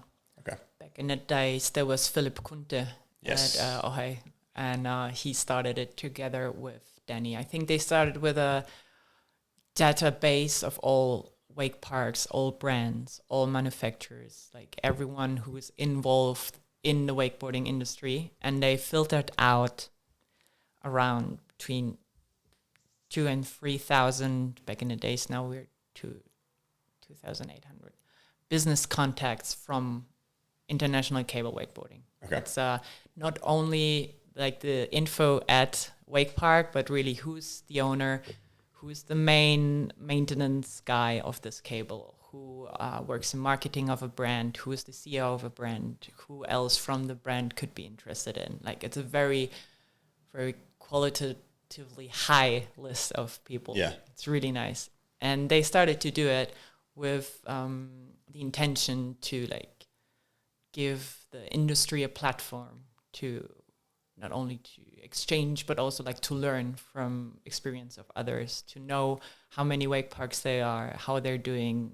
And it should be a lot about market growth and also business insights. Yeah. The professional side kind of it. And I took over 2 years ago. Okay, and is it like, I guess content-wise, I know what it is, but like it's a newsletter that you send out with a lot of information. So like, I guess kind of dive into that a little bit. Like, what's your goal with the content you put out with it? It's a newsletter. It comes out every 3 weeks. Okay. Yeah, and there's like some sport, like essential sport news, essential content tips. But basically, we try to like cover topics that interest brands, wake parks, riders, key role players. Also, we try to be a bit edgy sometimes. Like we could get better with that. Yeah. But we're getting there very slowly. We want to be very neutral when it comes to brands and manufacturers and everything. Like, we don't want to like support like one or the other side, but be edgy and some takes. Hard takes, you call them, right? Oh, yeah. Have some hard takes on, for example, the Olympics, or also about what we talked before, the free riding for pro riders, right? So we just ask wake parks like Thai Wake Park, big wake parks, hey, do pro riders have to pay at your cable? And then it's nice for wake park owners to read about it, how others deal with it, what they take into account when it comes to it, and get inspired for their own business. Yeah. Definitely. I think it's massively helpful. I think it's very interesting to read too. Even if you're just a consumer, I mean, maybe it's not necessarily targeted for you, but I think it's a great way to learn about all aspects of the sport, I think. So yeah, it's something you just sign up for on the newsletter and you get it every 3 weeks. That's kind of the main thing. And we check everyone, right? Because I would really appreciate more business insights, like really people talking openly about how it is going for things like, I think it was 1 year ago when I talked to Darren from Jet Pilot about the state of the market. And he said like, we have full warehouse. We have to like deal with the situation. And I find these are the important things that we should know from the industry to understand, okay, it's not only us. It's like everyone is like having a hard time. How do they solve it? But it's sometimes hard to get like the very deep insights out of the companies. So.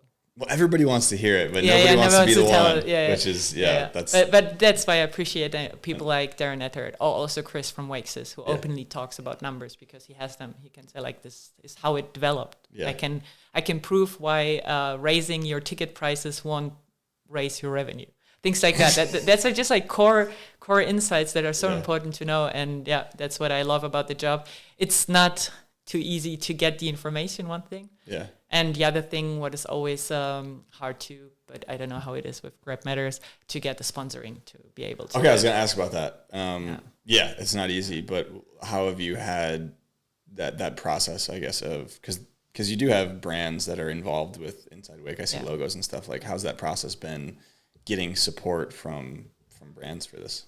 So for putting effort in the, how do you say that? Like making wakeboarding industry more professional. We have to give the biggest credits to Danny, because he not only like tried to plan the future of Wake event, but also like Inside Wake. Mostly he finances it out of the agency. Okay. So out of his pocket, instead of like make it sustainable, economically sustainable. So that's a huge step that he is really. I'm always like very surprised also with the wakeboarding shooting we did with the cable back in the days. He was there until 2:00 at night with some lights just to support the sport and the growth, the sport and the industry. And we really have to appreciate that, I would say. And then we tried to ask brands to put ads in Inside Wake to like support it financially. The thing is, just ads, it's nice, but it's always nicer to have an article about something. So that's what we start doing this year a bit more. So we found a few partners who were willing to support us to cover like the basic costs. And for that, we did like very specific articles with insights from the brands. So it's like authentic advertisement for them, but also like valuable insights for the reader. So it's not like selling out something, but like give back and forth. But yeah, it's always hard because, as we said before, there's not a lot of money in wakeboarding. And then the brands have to decide, do we give it to an event, to an athlete, or to Inside Wake? Yeah. But what I find funny, because it is a lot of work that I put in there, and I can see who's opening and reading. I can see click rates. And then seeing that a lot of very powerful brand people keep reading it. I don't know, 85, 90% opening rate. And then don't even reply on my email if they would like to support me. You and guys I'm gotta like, fucking reply. At Come least you can on. say I don't have the money. I'm like, I can deal with that. Yeah. Like, I understand that, but Yeah. So Hear the reply. it's hard. It feels like, but I think it always does in the industry. It feels like you're trying to collect money. Yeah. But yeah. Well, there's one good thing about that. You know, you're doing a good job then. If they're all opening it, they're interested. Everybody's interested in what you're doing, which is good because I'm very interested every time. Yeah, I think you should do a little more of the hot takes, you know? Yeah. Get a little bit more edgy on there, I think. Yeah. I think there's room for that for sure. Because I think the Olympic one, like that's the most recent one I can think of. And that was like, it sparks good debate. It gets people talking, interested. And, you know, I think it's just good for the sport. So. Yeah, and I'm so stoked that we have like so many different platforms. So we talk to each other, send links or talk about stuff sometimes. And then I have a very good contact with Wake House Project as well. Like just like all the event sites and have some exchange. And then I like how it works together without any, hate or I'm the biggest platform. Yeah. It's just different platforms supporting different ideas. And then you can work together because everyone is targeting something different. Trying to do something different. Yeah, definitely. It's kind of a similar pie situation you were saying earlier, which is, very important. All right. I think we talk about the Treasure Island hunt, their Treasure Island hunt. Niti Island Treasure Hunt. So this is something new. I think it's very exciting from what you were saying. It is so exciting, So I guess just paint a picture, like what is this? It's a new event. It's coming this fall in November. It's a pro-only event. So kind of just paint a picture of what it is. Invite-only pro event. Even the audience is invite only because it's a private island. Did mine get lost in the mail, or like what was the situation with that? No, I'm kidding. I'm not sure if how far we get with all the invitations. So as I said before, Manu Rup lives in Indonesia for a few years now. One of my very good friends. We used to work at Sesitec at Langenfeld. He was a very good professional wakeboarder as well. Yeah. So he's been in Indonesia for quite a while, and together with his friend and boss Raf, they were planning on doing a wakeboard comp. Yeah. And we were talking about how it could look like, and now we're doing it. Yeah, it's exciting, super exciting. There's a lot of exciting things about this, I think. One, first off, the cable. So people may have seen this cable before. I feel like it's been in, not a ton, but like I know Felix, Dom, maybe a few others did a video a year ago. I think it's Felix, Dom, and then there's something with Chilvio, I think, as well. Okay. Yeah, but I don't know if there was this one trip last year when the first time something came out. From Not location. A lot has been out, but it's 2.0. It's not huge, but it's on an island. I mean, it's amazing, beautiful. Yeah. It's crazy looking. So there's that. So I guess kind of run through the format of the contest from what you can say so far, and like how many people are there, the purse, all that stuff. Now I'm not sure what is official now already. What here we go. Okay. When are we releasing the podcast? Do you know? I don't know yet. That's a good question. It'll be at least another 2 weeks. 2 weeks. But just don't give anything that you can't. So this island is a private island. It's a very secret one, so no one really knows where it is. Yeah. Only that it's in front of Jakarta. The setup will be cool. It will be a hacked unit setup with some special event feature. And it will be very piratey, the whole meme. So people will arrive in Jakarta and go there by boat, and we'll have a piratey treasure hunt experience, which will be sick. Yeah, there is 12 men and 5 ladies. Okay. Yeah, so and a mix of stylish, technical, and Asian international riders. Sick. Yeah. There's a lot of the family from RAF. They are very into wakeboarding, so they have their preferences on who they would like to see there. Yeah. Yeah. So, it will be a very wild mix of riders. Very unique, I would say. I haven't seen this composition of riders somewhere. So I guess maybe we don't have to talk about a ton of specifics, but like the people that were invited it was very intentional in terms of like what, I guess you're running your own contest and who you invite. It kind of dictates what the contest is going to look like. And you're saying that these guys they're very into wakeboarding. They like kind of handpicked, I guess you could say, like who was going to come and what was going to look like. Yeah, exactly. That's what happened. Yeah. They handpicked who's coming. And as it is kind of I think there will be some federation aspects to it as well, just because Manon Ruff also understands that growing the sport in Asia means like including everyone. Yeah. So I'm not sure if it's like very clear how the role of the federation will be at the contest, but they will be playing a role as well. So yeah. Okay. And for the people who are not there, is there going to be a live stream? Is there going to be a way to like follow along, I guess? Is there going to be? Yeah. There will be. There is no social media website or anything, but I think the riders will post a lot, and then there will be a live stream. Yeah. Okay. So cool. From the finals, from the main event. Yeah. Perfect. Sick. So there's a way to keep up with what's going on. Okay. Sick. All right. I think it's time we dive into the Slingshot Silhouette Challenge presented by Slingshot. Oh, shit. So yeah, you're going to have to guess. I have two different ones here. So actually I just have the first one here, which I blacked out the rider here. I'll put it on the screen for the viewers. You have to guess who this is. I did that with Stefan at 3-on-3 and Yeah.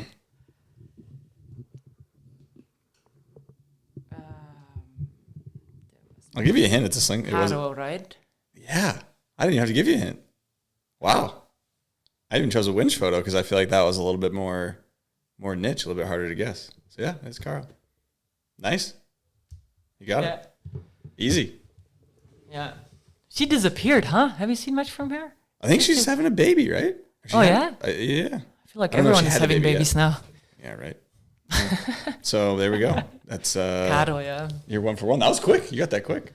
Yeah, I was riding with her a lot, yeah. I know. I think she was in Out of the Kitchen too, right? So I mean, No. She wasn't. No, she wasn't. I thought we rode after. It was after. Are you sure? Yeah. Okay, yeah, you would know, not me. But I saw a photo of a bunch of people from Out of the Kitchen and she was in it, but maybe it was just a separate thing. And I am not quite sure because it's so long ago, honestly. But I think we had like some on and off also, like people that joined for a bit and left again. And I'm not sure if Caro didn't come for a few days, but not for the whole entire time. But I remember her from spending like Slingshot time together. So that was way after. Okay. Well, I think thank you to Slingshot for the Silhouette Challenge. I think now we dive into setup because you got a liquid force here. You're on the butter stick. Yeah.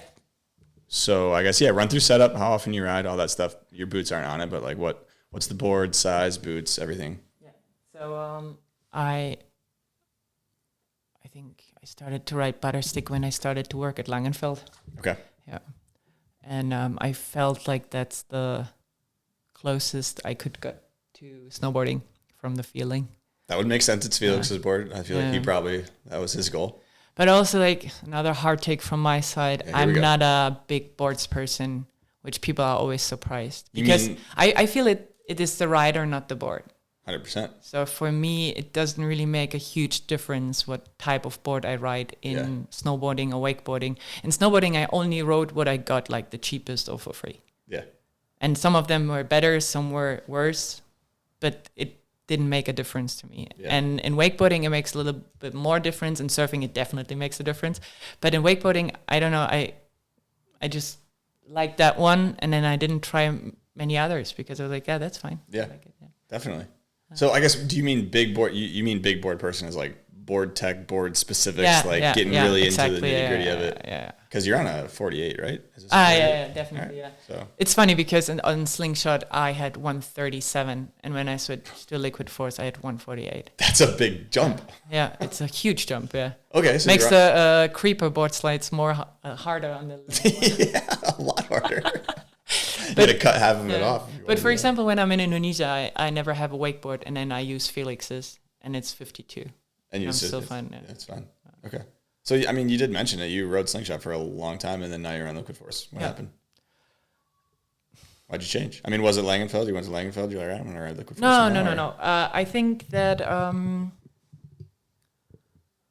so Slingshot... I was in the German Slingshot team. Okay. And then at the end of the season, which I thought was one of my best wakeboard seasons, honestly. Unfortunately, they didn't have the space for me for the next year. So I said thank you and goodbye for good times, because I had really good times with Slingshot. And I mean, when I started on a Slingshot, and I was on a Slingshot for a very long time. So it was good times. Long time. Long time, yeah.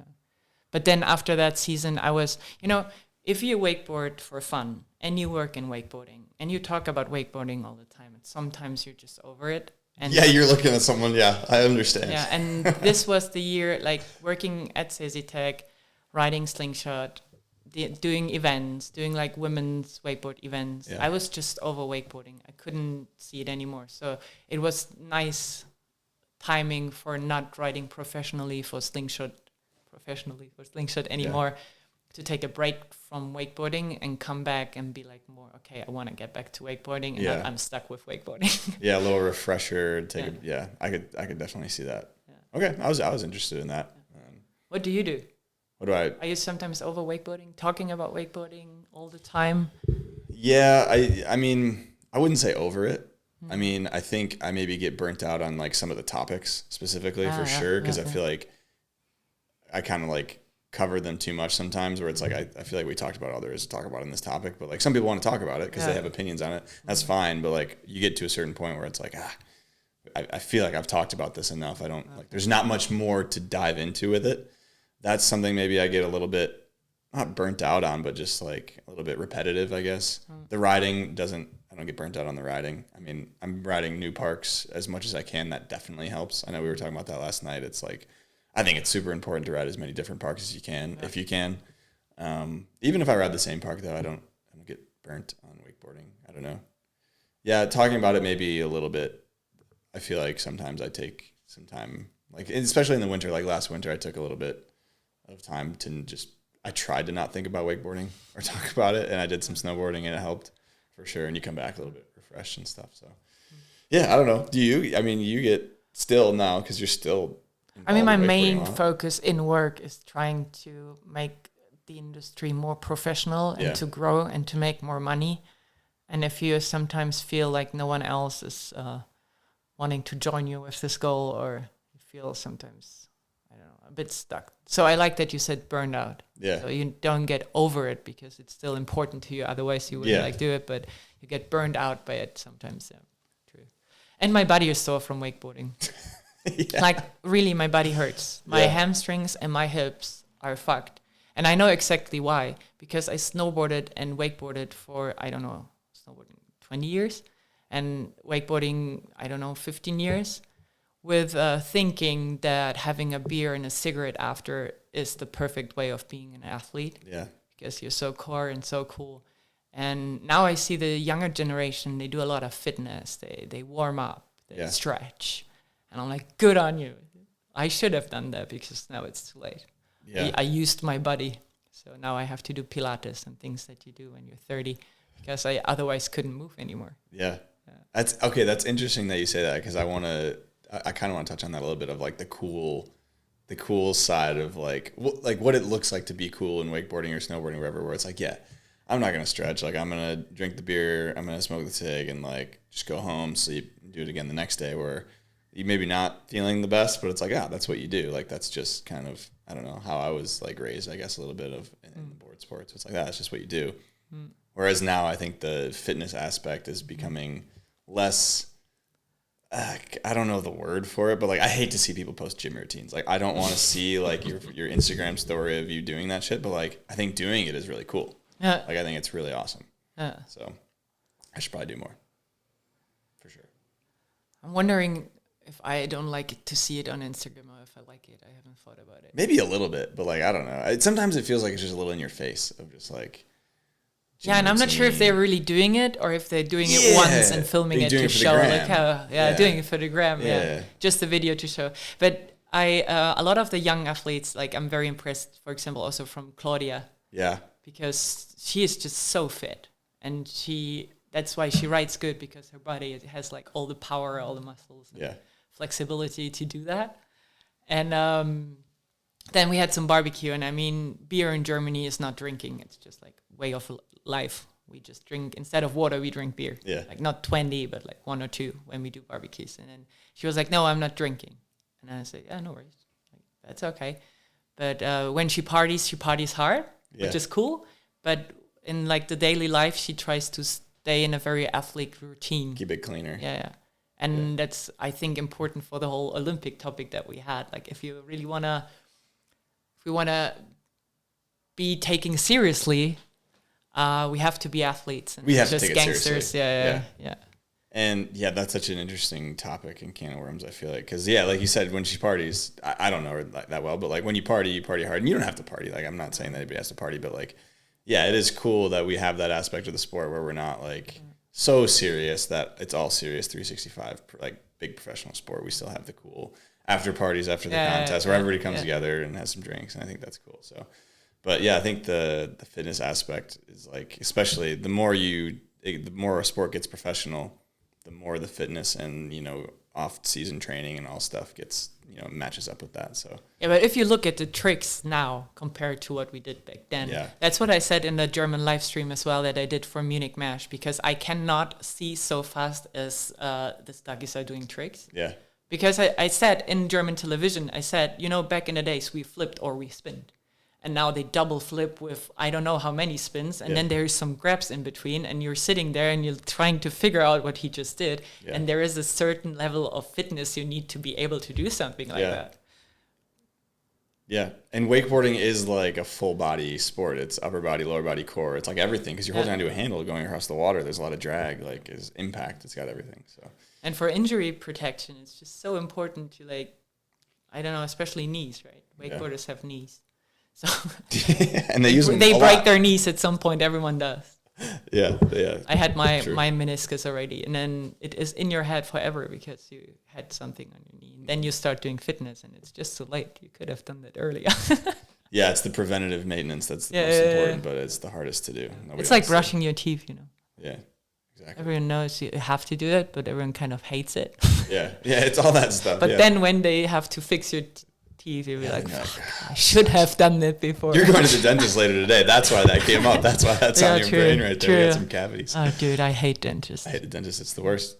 All right, I think we dive into a Patreon question. So a huge shout out to everybody on the Patreon. Thank you for your guys' support. Your guys' support is what keeps this podcast going. So if you're interested in seeing who the guests are early and you guys want to submit a question for them, joining the Patreon is the way to do that. So we got one from Wake House. So we talked about Wake House quite a bit.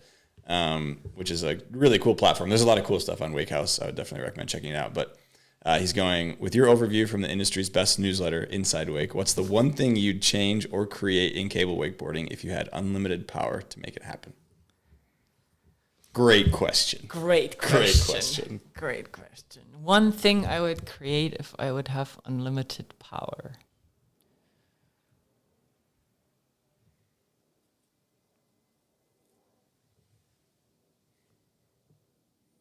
You could just put wakeboarding in the Olympics. Straight away? Yeah. I mean, that's not my... Unlimited power. Unlimited power. Yeah, Great that's power too much comes power. great responsibility. Yeah, that's what Momo. I was thinking. Unlimited power is a lot of power. It's all power. I'm not sure if instead of beaming wakeboarding into the Olympics, I would somehow try to make this whole future of wake cooperation happening. Yeah? Yeah. That's the more important I pillar. think really getting people together to do stuff together instead of making just one. Yeah. event or Putting whatever. wakeboarding into the Olympics wouldn't solve all the other issues we have. Correct. Yeah. So I think working together is the most important thing that we should do. At least I believe so. Yeah. No, that's a really good point. I like that. Because I do feel like people, well, the Olympics is great. It's also not this like end all be all. Just it's gonna blanket solve all these problems. Yeah, we need to work together, have a structure, be fair, communicate, and all that. That would be sick if we could just start being like that. But also sometimes I'm so focused on these thoughts. I'm not sure if snowboarding or skateboarding does have that. Yeah, that's a good question. Or other sports, if they really work together and if it is the solution. But if someone else has a better idea, I just feel we're so small of a scene that if we work together, we could do shit together. And I don't have another solution for growth, honestly. Well, that's the one thing I've talked to. There's like in America, Surf Expo used to be a huge thing, and everybody at all the brands people at brands that I talked to, they're like, "Oh, it was great. Everybody got together. Like we were all in the same spot," and it seemed like it wasn't as like dialed in as what it sounds like you want to create, but it still had some of the aspects of like we're getting together, we're drinking some beers, we're talking. Like maybe we're not solving problems, but we're at least doing something. Like something's coming out of this. And then they have the WSIA Summit, which is like in the winter. It's kind of more boat focused, definitely more boat focused, and that whole aspect of regulations with boating and stuff like that. But it still is getting a lot of, not everyone, but a lot of the brand people together. But again, it's not everybody. It's like a couple from here, a couple from there. It's not, and the goals are different. So it's very interesting. And I don't know if the bigger industries have it, but like you're saying, we're small enough that kind of is feasible. So we have this wake park gathering in Germany, and I read from John's email that they are doing it in the States this year as well. Yeah. Like getting all the wake park owners together to exchange. And what's even more, in ski resorts, they ain't doing a Future of Wake this year. They call it differently, but I spoke to them on an expo we went to, and we as an agency are supporting them now with the organization because we have the experience with the bar camp exchange format. Yeah. And they're doing exactly what we were planning for wakeboarding for ski resorts. Damn. So they're inviting all the owners of or operators of some ski resorts and all the key figures, role plays together to like solve issues. Yeah. That's insane. So they are doing it. So there is a need for doing it. But yeah. Interesting. Would that be... What would you do with unlimited power? I don't know. That's too much power, right? It's too much power, Wake. I mean, come on. Too much power. It would be nice to... Also, you know, it would be so important to have wakeboarding in the mainstream media. Yeah. But as long as we're so unorganized, what would you show there? That's you don't the even thing. have a videographer. Yeah. Just like some live streams are okay and others are good, but there's not too many that you could like really show them. Yeah, that's the problem is, I mean, yeah, I guess unlimited power, I would love to like have a lot more unification, I guess, like a tour that's very dialed and something that you can put on TV or made for TV, whatever. Yeah. But I don't know what that looks like, and I don't know how much that helps. I don't know. I'd love to see all the pro athletes get paid like truly pro athletes, so they can treat it like a, you know, they don't have to have other jobs or worry about money from their parents or whatever. So I don't know. It's interesting. Super interesting. Really good question. Really good question. I wonder what other people would do with unlimited. There's your inside weight question. Ask that one next. What would you do with unlimited power? Yeah, I would love to know what Martin would do. Yeah, He's right. asking the question. It seems like he would know. Probably has something in mind, yeah. We got another Patreon question from Sean Moore. And he's saying, I had the pleasure of going to Germany in 1995 to help share the wakeboarding stoke at Wasserski Langenfeld, Z-A-C-H-U-N. Yeah. Okay, said that wrong. Thanks to Britta. Back then, hardly anyone was riding, and now the sport seems to be exploding in Europe, or has exploded. From your perspective, what do you think fueled such incredible growth in the sport over the years here, especially when we see that the growth in the States has slowed? So we kind of touched on a little bit of the differences, but yeah, I guess, what do you think fueled a lot of What did he say, 95? 1995 is when he went to... He said 30 years ago. Yeah. So I think we peaked in cable wakeboarding in Europe meanwhile, and he said it exploded. Yeah. But he said it's exploding, but I don't know if it's still exploding. I mean, it was exploding when we were selling 100 System 2.0s. Yeah. That was the very growth in early 2010s. As we mentioned before, we also don't really have any statistics and any market numbers, so I couldn't even tell if the sport is growing or not. Yeah. Like, no one can. You can only see from your perspective, right? How many boards you sell, how many tickets you sell. But if the sport is growing or not, I'm counting cables every year to get like the new number of open wake parks worldwide. How do you even get that number? How do you even find that? Bro. Do you message how do you, because... I mean, I'm following up every 3 weeks on the newest projects that are built. Yeah. Like I have an overview from the manufacturers, what they're planning on building. And then we have the database of wake parks that they are, and you have to kind of stay up to date if they're open or closed or rebuilding or relocated. And For a full-size cable, it's easy. A system like the 2 towers worldwide is really hard to keep track of. Yeah. Yeah. We were They talking open, about close, last and then night. suddenly in Bulgaria there's a system 2.0, like Sesitec 2.0 wake park. Like, where did they get the systems from? No, we bought it from somewhere. I'm like, how? How is that possible? Like, it's hard to count them, but yeah, we do it the best we can. Yeah. Okay. I mean, you're pretty dialed in on some projects. So like, what is there anything coming down the pipeline that you've seen in terms of full sizes or 2.0s that's exciting in the future of new growth or new cables getting built? Yeah, we talked about this big project in Brazil yesterday as well. Yeah. I think that great, like very big action in leisure facilities like parks for, what did they say, 100K Yeah, 100,000 people. Yeah. visitors. They include wake park into BMX and all the other sports and cinema and roller coaster rides. Like being part of that is really cool. And also when you talk to wake parks, like for Anne, for example, she said the most project they do is not this wake park anymore, but wake park as part of $1 billion project. Yeah. Is how there's like developing. They see this type of development, which is crazy. Yeah. Where in the world do you think, from your perspective, do you think we could see the most growth in terms of cable wakeboarding? Is there anywhere that's kind of primed for not an explosion, but, growth? I think Asia. Asia? Yeah. I couldn't tell if it's India or China or Japan but I think Asia has like the most potential. Yeah. And Russia, I told you yesterday, Russia is the one market that is really steadily growing in cable wakeboarding. But you said they're building their own cables. Yeah. For the most part, right? They have their own manufacturer they're Yeah, building. yeah. It's like a totally, like they're kind of on an island. Yeah, doing their own thing. on an island. It's also hard to get numbers of them. And they live in their own little world. Yeah. Yeah. As we all do, but they especially live Especially in their own world. So, okay. I'm curious on, we talked about the smallest cable in the world, and I was fascinated to hear this. So do you know the smallest cable in the world and then the next couple smallest, and then on the other side, the biggest cable in the world, size-wise? Size-wise. I think that the smallest and the biggest are in Germany. Yeah? But, so Inselzee Allgäu has a small cable, 6 tower. I think not even 300 meters. Crazy. Very, very short one. I have to get my number straight because I did an article on it in Inside Wake, but I don't remember the exact number. But it's so short, like really short. It has like 4 carriers. And 6 towers.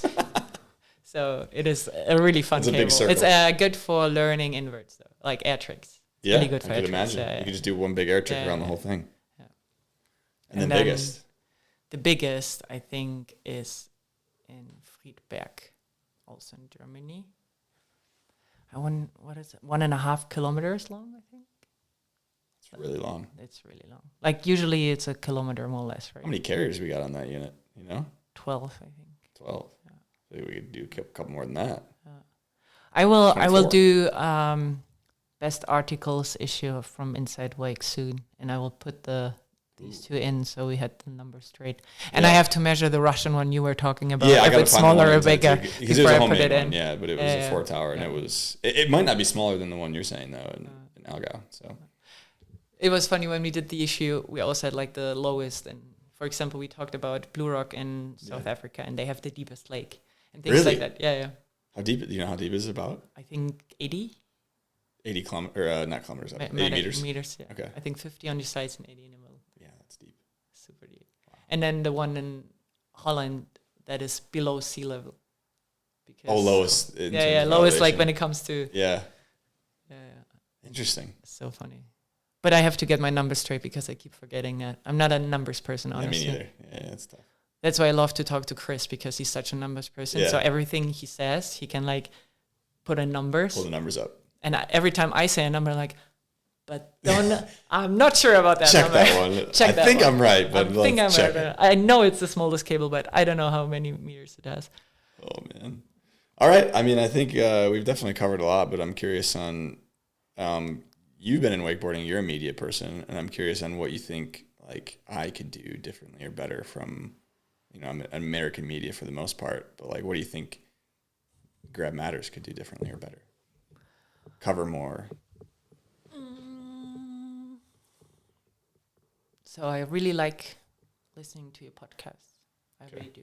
I have a more interest in industry perspective than an athlete and sport talk too much. Yeah. Depends on the athlete that is speaking as well. True.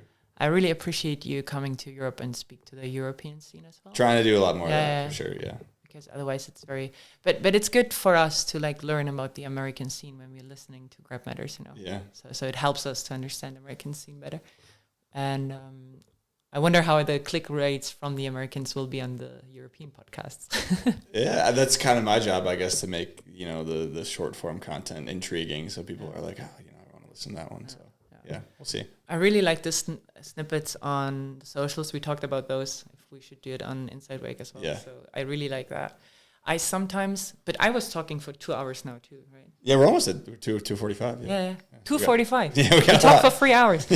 Because the only thing that I always think it's sometimes it's too long to listen. Yeah, people say it's too long, and some people say it's too short, and then so it's like I don't know. I try to keep it under 3 hours. Yeah. And now we talk for 3 hours. But that's what I'm saying. So like, how do you cover? Yeah, how do you cover everything in an hour? I don't think you can't. So.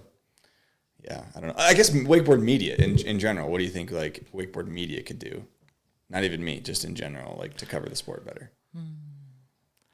Yeah, it's funny that you mention it because, as I said, it's also the cable. Yeah. And after COVID, the print version died a little bit. So in the agency, like we keep talking about how to bring it back. Yeah. And I think that's very important. I don't know. Do you think print is dead or not? Yeah, I think print is dead, but I think there's always a way to do something. I think if you did a yearly thing, maybe, but I guess this also does come back to we can't really pay photographers. We don't have a lot of good photographers, so you're not going to have a lot of really good photos to fill up this magazine. True. So like that's maybe more so why it would be hard to do. We were talking about like NBA or Treasure Mag. Are they selling print copies still? I don't know. I'm not quite sure. I don't know. Yeah. So what we were thinking, Danny and me, is we need a bit more hype and sick projects for wakeboarding. 100%. So yeah, that is what we are like kind of planning for 2026. Okay, that's exciting. Which is like do some really sick projects with cool coverage to like make wakeboarding look nice again. Yeah. I think the content nowadays is very short-lived on Instagram, which is fair because I feel the new generation needs it that way. Well, and that's a piece of the puzzle, right? Like that's always going to exist. They don't have the patience to sit through a full-length movie. Yeah. I was wondering if we would sit like 14, 15-year-old wakeboarders to watch the debut. Yeah.